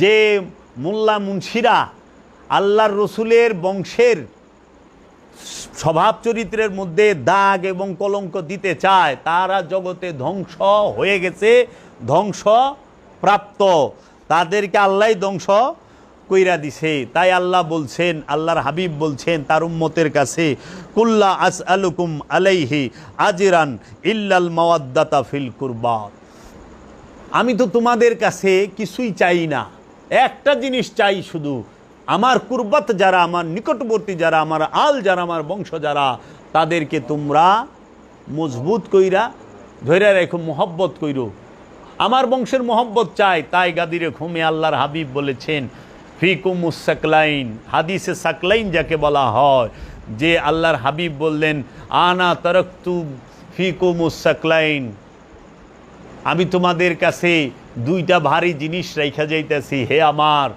মানব জাতি, হে আমার উম্মতেরা, তোমাদের কাছে দুইটা ভারী জিনিস রাইখা যাইতেছি, কিতাব আল্লাহি ওয়া ইতরাদাহি, আমার রবের কেতাব এবং আমার বংশ, রবের কেতাব, আমার কেতাব এবং বংশ, এই দুইটাকে মজবুত করে ধৈর্য, শক্তভাবে ধৈর্য, ধীরভাবে ধৈর্য, জীবনে হে মানব জাতি, হে মুসলমান জাতি পথভ্রষ্ট হবে না, বিপথগামী হবে না, তোমাদেরকে কেউ পরাজয় করাইতে পারবে না, তোমরা সব জায়গায় বিজয়ী হইবা, কারণ আল্লাহর দল সব সময় বিজয়ী হয়, আল্লাহর দল সব সময় বিজয়ী হয়। এর জন্য এখন মুসলমান জাতি আল্লাহর যে রসুলের যে কেতাব, মাওলা আলী কারামাল্লাহু ওয়াজহু এবং রসুলের বংশ এবং সমস্ত ওলি আল্লাহরা হচ্ছে নুরি কেতাব, রসুলের হাকিকি কেতাব, এই কেতাবকেও শক্তভাবে ধরে তো নাই, শক্তভাবে দমন করছে, এবং নবীর বংশকে এই উম্মতরা এবং এই মুসলমান জাতিরা সকলে শক্তভাবে ধরতে পারল না, একটা অংশ শক্তভাবে দমন করলো। নাইলে রসুলের উম্মতের মধ্যেই একটা দল যারা রসুলের হাতে বায়াত হইছে, রসুলের কাছে মুরিদ হইছে, রসুলের কাছে কলমা পড়ছে, তারাই রসুলের সন্তান আওলাদকে কল্লা কাটছে, কুবায়া কাটছে, কাটছে না? তো কারবালায় কি কোনো হিন্দু, বৌদ্ধ, ইহুদি, খ্রিস্টানে রসুলের বংশ কুবায়া কাটছে? না। ওই মাথায় টুপি পাগড়ি পরা, শরীরে পাঞ্জাবি পরা, মুখে দাড়ি রাখনেওয়ালা এবং আজান দিয়া 5 ওয়াক্ত নামাজ পড়নেওয়ালা, তাহারাই মৌলা হুসাইনকে শাহাদাত করলো, মৌলা আলীকে শাহাদাত করলো, মা ফাতেমাকে শাহাদাত করলো, মৌলা হুসাইন হাসানকে শাহাদাত করলো। কারা? এই রসুলের উম্মতের ভিতর থেকে একদল বিপথগামীর দল, পথভ্রষ্টের দল, দুনিয়াদারের দল, স্বার্থবাদীর দল, এই এজিদ মবিয়া গং যারা, তাহারা, এই এজিদ মবিয়া গংরা আল্লাহর রসুলের বংশকে শক্ত হাতে দমন করলো, এই আব্বাসিয়ারা। তারপরে তারা তাদের রচিত হাদিস আল্লাহর রসুলের শানের খেলাফে লাগায় দিল, আল্লাহর রসুলের মানের খেলাফে লাগায় দিল, আল্লাহর রসুলের বংশের ইজ্জতের বিরুদ্ধে লাগায় দিল। তাই রসুল প্রেমিক যারা, তারা রসুলকে এবং রসুলের বংশকে ভালোবাসে। তাই অনেকে মাওলা আলীকে ভালোবাসতে এবং মাওলা আলীর নাম জোরে সোরে কইতে ভয় পায়, যদি শিয়া তকমা দেয়। আরে পাগল, মাওলা আলীকে ভালোবাসলে যদি শিয়া হয়, তাহলে সবচেয়ে বড় শিয়া তো আল্লাহর রসুল রহমাতাল্লিল আলামিন হয়ে বয়ে রয়েছে। কারণ আল্লাহ কইছে, বেলায়েত ঘোষণা করেন, রহমাতাল্লিল আলামিন বেলায়েত দিছে। আল্লাহর নিজে কইল আলীর কাছে মা ফাতেমাকে বিবাহ দেন, প্রস্তাবটা রবের তরফ থেকে আইছে রহমাতাল্লিল আলামিনের কাছে।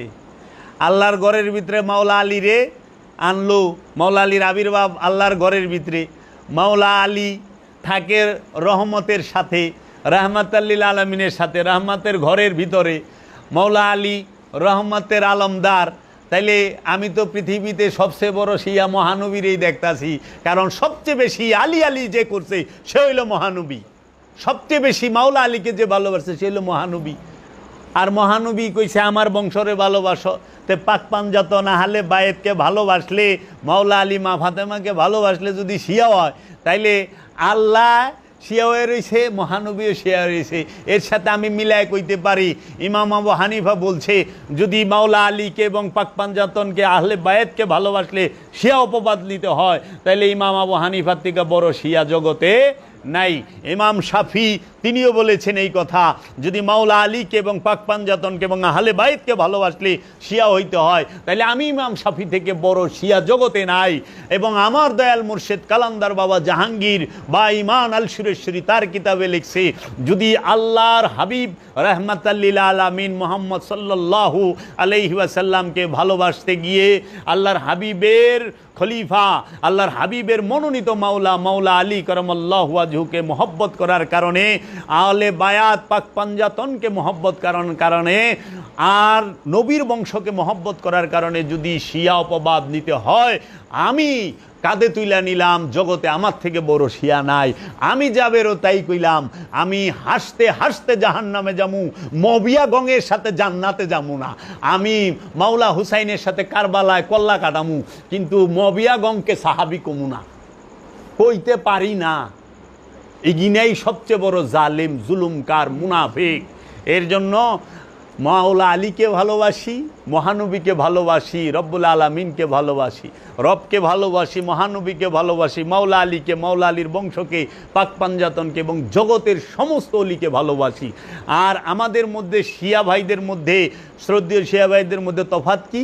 শ্রদ্ধেয় শিয়া ভাইয়েরা পাক পাঞ্জাতন মানে, 12 ইমাম 14 মাসুম মানে, কিন্তু অলি আল্লাহ মানে না, বড় পীরকে মানে না, খাজা বাবাকে তারা ওইভাবে মানে না, পীর আউলিয়াদেরকে মানে না, সুফিবাদ মানে না। আর আমরা রসুল মানি, রসুলের বংশ, পাক পাঞ্জাতন, 12 ইমাম 14 মাসুমকেও মানি। পৃথিবীতে যত কাদরিয়া, চিশতিয়া, নকশবন্দিয়া, মুজাদ্দেদিয়া, সরওয়ার দিয়া, নিজামিয়া, যত অলি আল্লাহ আছে, অলিয়ে কামেলদের সবার চরণে ভক্তি এবং সালাম, লক্ষ কোটি সেজদা তাদের চরণে, তাদেরকে ভালোবাসি। তাই আমাদের মধ্যে তফাৎ হইল, আমরা রবও মানি, রসুলও মানি, নবীর বংশও মানি, অলিও মানি। আর শিয়া ভাইয়েরা রসুল মানে, রসুলের বংশ মানে, অলি মানে না। এই জগতে ইসলাম অলির দ্বারা প্রচার হয়েছে। আলে রসুল বলতে এই অলি আল্লাহরা, পৃথিবীতে সবচেয়ে বেশি অলি বানাইছে আল্লাহ, ও বেশি মুসলমান বানাইছে আল্লাহর অলিরা, নবীরা পারে নাই। কোরআনে বর্ণিত 25 জন নবী, কোরআনে বর্ণিত 25 জন নবী মিলা খাজা গরিবে নওয়াজ সুলতানুল হিন্দ খাজা বাবার 12 ভাগের 1 ভাগ মুসলমান বানায় পারে নাই। খাজা গরিবে নওয়াজ মঈনুদ্দিন চিশতি আজমিরি আলাইহিস সালাতু ওয়াস সালাম 92 লাখ মুসলমান বানাইছে। আর কোরআনে বর্ণিত 25 জন নবী মিলা 12 লাখ মুসলমান বানায় পারে নাই। গৌসে পাক বানাইছে। এই বাংলার জমিনে মুসলমান এবং বাংলার জমিনে ইসলাম প্রচার করছে আল্লাহর ওলিরা। আর এই মুসলমানের মধ্যে 73 ফেরকা পয়দা করে দিছে মৌলবীরা। মৌলবীরা পারছে এই জগতে, এই সমস্ত এই ভারতবর্ষে যত মাদ্রাসা মোল্লারা আছে, এরা মুসলমান বানায় পারে না, কিন্তু মুসলমানদের কাফের বানায় পারছে, মুসলমানদের মুনাফেক বানায় পারছে। মুসলমানকে সে তারা কি শিয়া বানায় দিছে, সুন্নি বানায় দিছে, ওয়াহাবি, বাটালবি, সাকরালবি, আশারিয়া, গাবারিয়া বানায় দিছে, জাবারিয়া বানায় দিছে, কিন্তু অন্য ধর্মের অনুসারীরা মুসলমান বানাইতে পারে নাই। এইটাই হলো ওনাদের দ্বারা। তাই ওই যে বলে যে আমরা ইসলামের জন্য অনেক খেদমত করেছি, হ্যাঁ ইসলামের জন্য আপনারা খেদমত করছেন, কিন্তু উল্টা সেটা হইলো মুসলমানরে আপনারা কাফের বানাইছেন, আর ওলিরা কাফের দলে গো মুসলমান বানাইছে। এই হইলো আপনাদের মধ্যে তফাৎ। মৌলবী মৌলানা সাহেবরা মুসলমানরে কাফের বানায়, আমি পীর মানি, এর লেগে আমি মুরতাদ, মুশরিক, পীর পূজারি, মাজার পূজারি, কবর পূজারি। হ্যাঁ, আর উনি মাজারে যান না, পীরের কাছে যান না, উনি ওলি আল্লাহ মানেন না, রসুল মানেন না, কিন্তু উনি পাক্কা মুসলমান। হ্যাঁ, উনি যে মুসলমানটা হইল কার কাছেই, এইটাই তো খুঁজে পাইতেছি না। মুসলমান হইতে হইব রসুলের কাছে যায়া, মুসলমান আবু জেহেলের কাছে যায় হইলে হইব না, কারণ আবু জেহেল আরবি জানতো, আরবি জানা মুসলমানের শর্ত না। রসুলের কাছে ঈমান আনা হলো মুসলমানের শর্ত।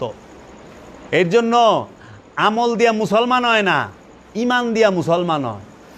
এর লেগে ঈমানের সম্পর্ক মোহব্বতের সাথে, আমলের সম্পর্ক মোহব্বতের সাথে না, ঈমানের সম্পর্ক। এলে ঈমান হইল ভিত্তি, যার ঈমান নাই হ্যাঁ আবার মুসলমান হয় কেমনে? এর জন্য ওলি আল্লাহরা এই জগতে আগেও মুসলমান করছে, এখনও করতেছে, ভবিষ্যতেও করবে, সর্বকালেই করবে। ওলি আল্লাহরাই আমানও বানায়, অলি আল্লাহরাই মুসল্লি বানায়, অলি আল্লাহরাই মুমিন পয়দা করে। আর আমাগো মাশাল্লাহ আরবি জানা মহাপণ্ডিতেরা ইনারা আমানুরে কাফের মুশরিক বানায় দেয়, মুসল্লিরে নাস্তিক বানায় দেয়, কাফের বানায় দেয়, আর মমিনরে তো হেরা বাইতে আগুনই ধরায় দেয়, এলাকা সারা করে দেয় লুরাইয়া। এদের দ্বারা এইটাই হয়। তো এইখানেই রাখলাম। এই ঈদের দিনে আমরা খুশি, আমরা সবাই ঈদে গাদির পালন করব। আমি আবার ঈদে গাদির সম্পর্কে আলোচনা করব। তাই বাবা কোরআন পড়েন, কোরআনের কাছে বায়াত হইয়া জিন্দা কোরআনের অনুসরণ করেন, জিন্দা কোরআনের ধ্যান করেন, দেখবেন যে কোরআন কথা বলে। কোরআন কথা বলে। কোরআন দুই প্রকার, একটা নুরি কোরআন, একটা ভাষার কোরআন, আরবি কোরআন।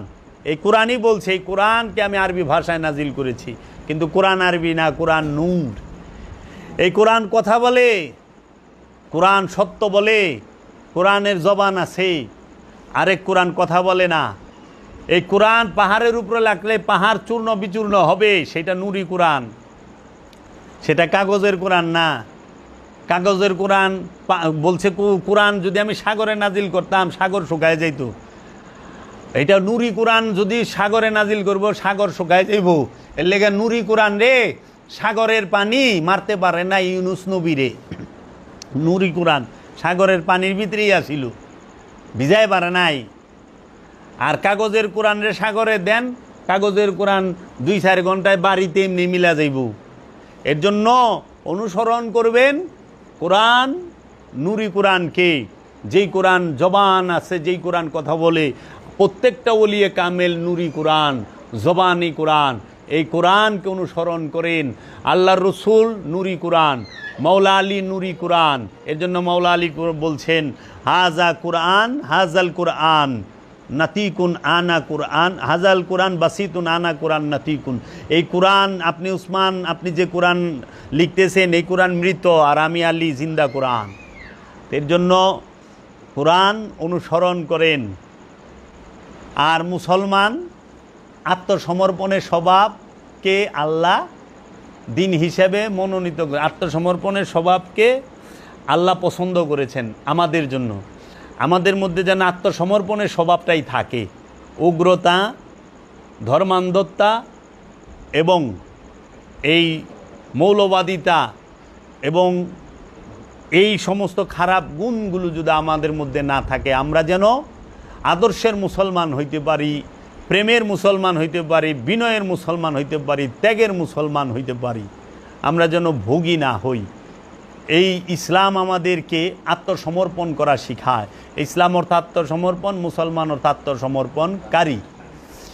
এর জন্য আর দিন অর্থ স্বভাব। আত্মসমর্পণের স্বভাবই আল্লাহর মনোনীত, আল্লাহর পছন্দের। যার মধ্যে আত্মসমর্পণের ভাব নাই, বিনয়ের ভাব নাই, সে আল্লাহর পছন্দের নয়। এর জন্য পৃথিবীতে যত ওলি আল্লাহ আছে, যত আলেমের দিন, যারা হাক্কানি আলেম এবং আসলেই রসুলের অনুসরণের আলেম, তাদের মধ্যে দেখবেন বিনয়ের ভাব, প্রেমের ভাব তাদের মধ্যে ফুইটা উঠছে। এর জন্য আমরা যেন বিনয়ী হইতে পারি। সবাইকে ঈদের অভিনন্দন এবং শুভেচ্ছা জানিয়ে